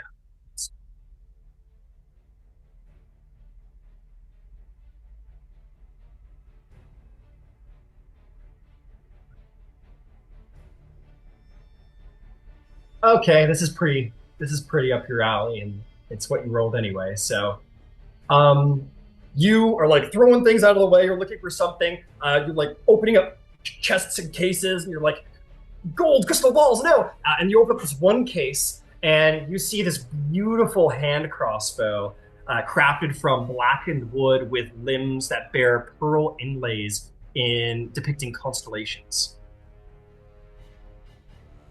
I'll take it. Ooh. Okay, incredible. You've got it. You've got this strange crossbow. Where do you go? Well, I'm not going to move anywhere. I'm going to. So if I burn this action steady aim now, will I be able to use it on my next turn? Which gives me. I admit I'm not sure. I'm going to go find out for you though. Steady aim. The way Give I advantage read for your next attack roll on your current turn. Yep. So no, it wouldn't help help your next turn. Okay. I'll move so that I am by the door. Okay. You see, yeah. Yep. No problem. Give me a little bit further back. A little further back. Yeah. I don't want to get too close. Yeah, that's fine. Beauty. Okay. Oh yeah, absolutely. Okay, Mr. George, what do you do? All right, so That I can guess. yeah, I first Otto is gonna get as close to the sun as possible. Probably he only needs to get no, Otto, my little cannon. I'm gonna get him 15 feet towards right there. Yeah, that's good. Probably right next to Chaplin. He'll pulsate and offer a song song. What's the range on this thing? It is within 10 feet of Got it. So that would just hit. That would hit yourself and Kilara. all right, I'll do that. Okay. Or sorry, not yourself. That would hit Chaplin and Kilara. Chill out. Yeah, that's fine. Cool. And you guys get just 5. Cool. Okay. Yeah. So no refresh there. You guys 10 points or more than. Yep. Okay, what does Ed do? Ed is gonna take aim and firebolt towards the guy. All right. What do I get? That's 18 plus 7, 25. 25 will hit. Roll some damage.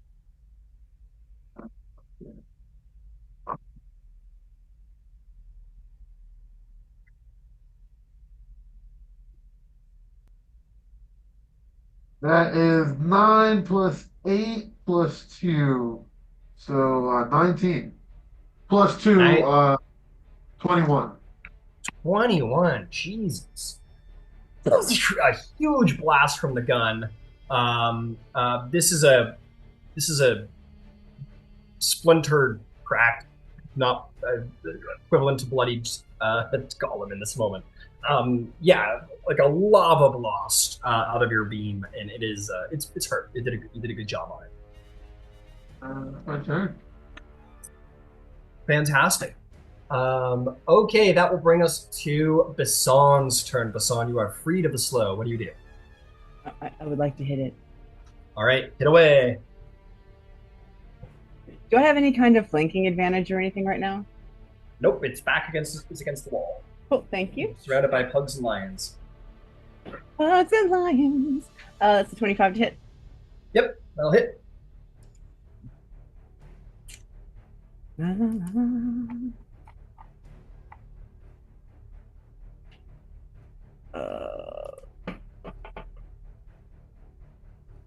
And that is 9, and I will hit it again.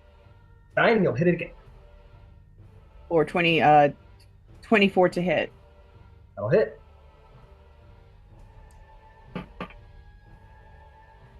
For 11.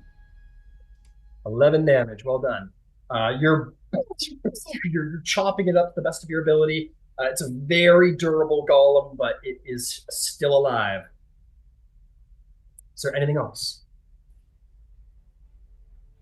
You know what? Sure. I think if it's still up, I'm feeling maybe a second wind, or not a second wind, a action surge. Action Action surge. search. That Yeah, go for it. see now it feels like a good time to use it. 25. That'll hit. I have to keep going shifting back and forth to the toggle thingy. Oh, for 8. Yeah, 8. 8 damage or 8 to hit? 8 damage. Okay, 8 damage. And then that's a 17. 17 just hits. Sweet.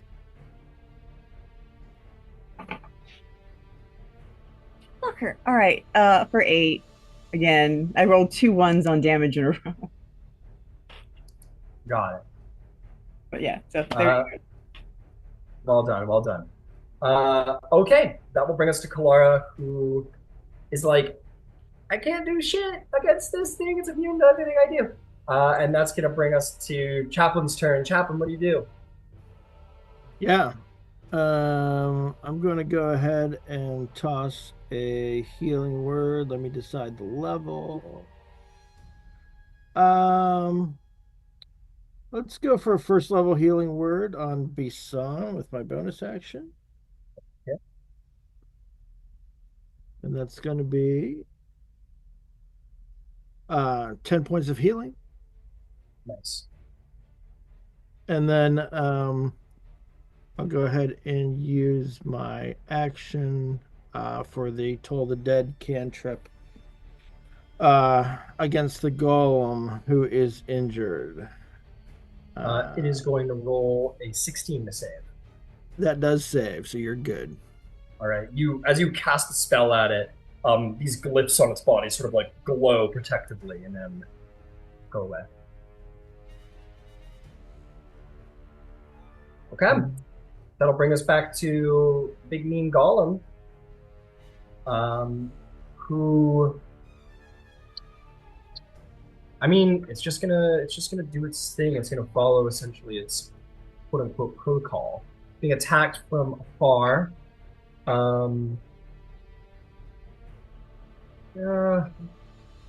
I gotta play it as it is. Once more, across its body, and another blast comes out from it on all sides. Basan, the pug, the lion, and the lion all need to roll wisdom saving throws. I'm less concerned about the animals, but All right, I roll. it's a protocol based thing. Sure.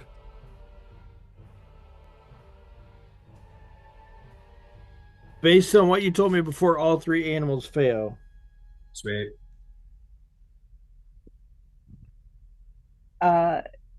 She has an 18 on the dice, but if it fails, I'll use the tactical mind. That's a success. Okay. You're good. Okay, well done, folks. You have some very slow animals around you. And it's locked in the corner, so that's all it's going to be able to do. Etherith, what's the plan? How's it looking? Because I'd rather not use another spell slot than have to. It's bloodied. It's bloodied, cracked up. Alright then. I think on a second level, so.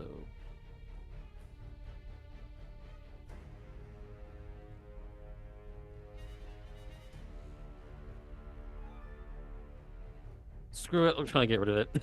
Vortex Warp, can't save, please. That's a 21 that time. That'll save. Again, the runes sort of glow across its body, and your magic sort of like almost doesn't grasp onto it because of those runes, and then fades away after the spell doesn't succeed. That's unfortunate. Oh, I really didn't want you to do that. Want to use my crossbow? Yeah. I believe in you all. Oh, my turn. I have a bonus action to use. Got it. Zalace. Crossbow. All right. I want you to roll me a fun little Arcana check as you're firing. This is part of the attack. I just want to see if something special happens. Oh my God, no. It was Arcana is 5. Roll with advantage. I want this to happen because I said so. I'll tell you what, I'm going to use a D8 on that then as one of my dice. So that All right. was an 8 plus. Come on. Yes, an 8. So 16 for the Arcana. 16. You point the bow, which has no ammo in it. You're like, ah, shit. And in that moment, you're gonna see the basically the little constellations across the arms sort of glow to life. You feel it like wants to attune to you, but like it takes an hour to do so. But you see that and sort of like starlight glows across the crossbow and it loads itself with starlight. You're like, oh, that's cool. And you kind of focus on with your mind as you go to like pull the trigger, and your psionic power allows you like an incredibly temporary attunement to the item. Um, so what's going to happen next is going to be entirely random. I want you to roll me a d6 to see what kind of power comes out of this thing as you let loose. This will cost a bonus action if you want to do this. Say again, sorry? This will cost a bonus action if you want to do this. Yeah, that's fine. Okay, cool. What'd you get? 4. 4. Yeah, as you're like doing this and you connect with your psionic power and you like use your bonus action to focus your psionics into the crossbow, you see that like bolt of starlight gets to glow and then catches fire with like flaming starlight, and you're like, ah! And you let it off. Go ahead and roll an attack roll. Come on, come on, you gotta hit. You gotta hit. Roll really good. No, roll really good instead. I no, I got 14, but I have inspiration, so I'll use that. Yeah. Come on, you. What'd you get? 20 for 28. Oh, this is perfect. I love it. Okay. So to start, roll the standard damage. Roll your sneak attack. Roll a d6. I think it's a d6 that hand crossbows do. Um, put a crit on that, obviously. And last but not least, that flame, that like starlight flame, is going to be worth 2d8 additional fire damage. All right, so with the roll, so I've got as my first roll, it was 21. Yeah. And then with critical, it's 37. Woo. And then you wanted 2d8? Yep, 2d8 additional damage, and because it's a crit, you'll get 16 on top of that. So that's 27, and what did I say? 37, so that's 44, 54. Okay, you take this, and as it like supercharges with like starlit flame, and you blast it off, because this is so like unstable and you're not properly attuned to it, it like blasts you off your feet, Zalace, and you like hit the back, you hit the bookshelf. It doesn't fall over, but you like hit the bookshelf, and books and shit all fall off of you. And as the books all sort of like, as you like get your head out of it, and you look up, there's a hole's basically been blasted through the golem. How do you want to kill the golem in this shot? So as I'm falling back and I fire, all I can see is the streak, and I'm just thinking it just goes straight through its gut, through the middle of it, and puts a hole that way. Yeah. Absolutely. All of you'd see this like this starlit, just like pure like white bolts just sort of lodged into the wall next to the golem as there's this huge burning flaming hole through its chest, and it falls over defeated, and Zalace the bow's just like steaming. I just give a Yeah, you off the top of it, and yeah, you claim victory. And I'm just gonna save the suspense. You may add a star shot crossbow, hand crossbow to your inventory, Zalace. You are not attuned to it yet, though. But I'll say in that moment you kind of learn what it is capable of. as you like get insight into its magical powers in that moment. I know the magical. That was great. Nice. And with that, we'll with the defeat of these golems, the mirror head goes, yeah! I can't see, actually. Did you do it? It sounded like you did it. Yeah? Yeah? Okay, great. Yeah! We're friends now. And that will be the session, folks. And when we come back next week, you can complete your exploration of this wizard tower, get some goodies, and maybe even slay yourself in our